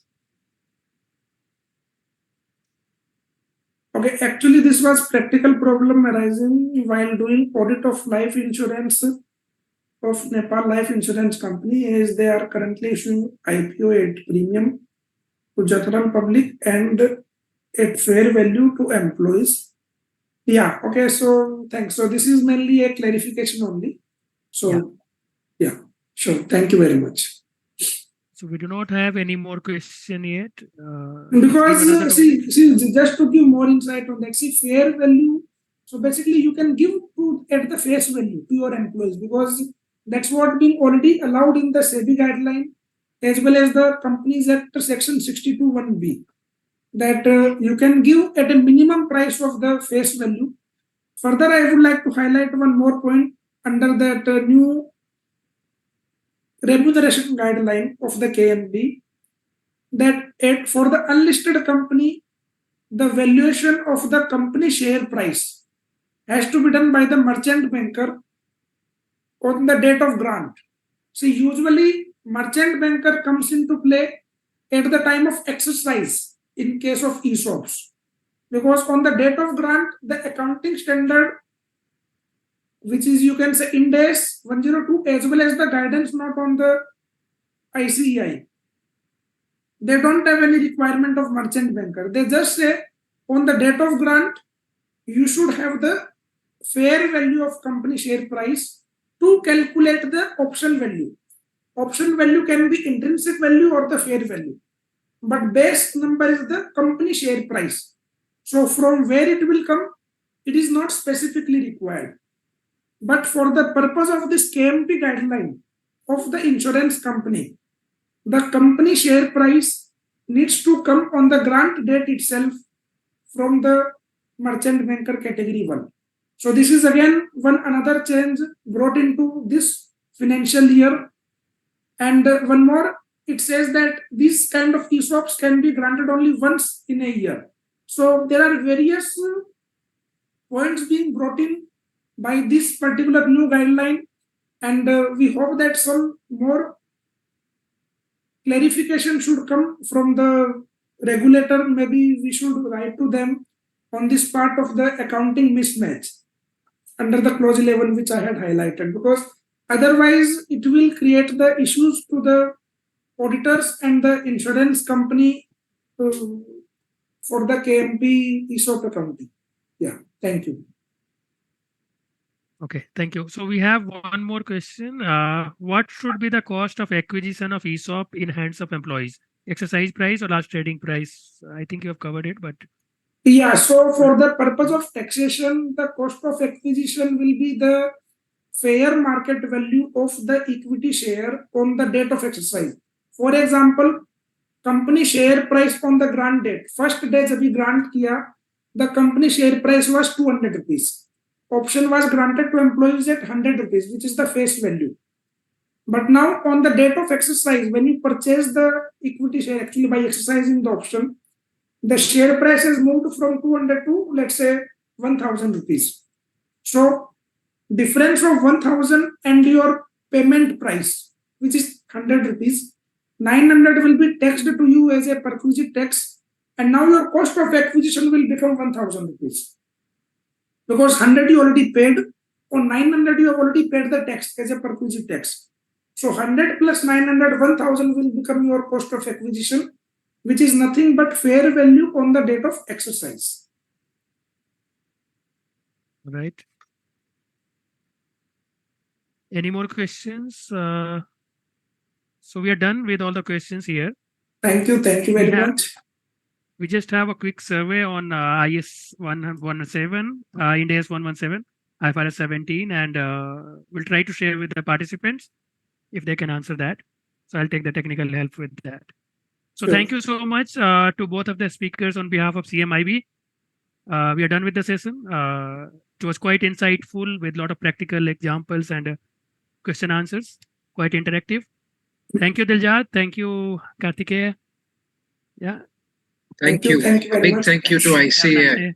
Thank you. Yeah. Namaste. Thank you.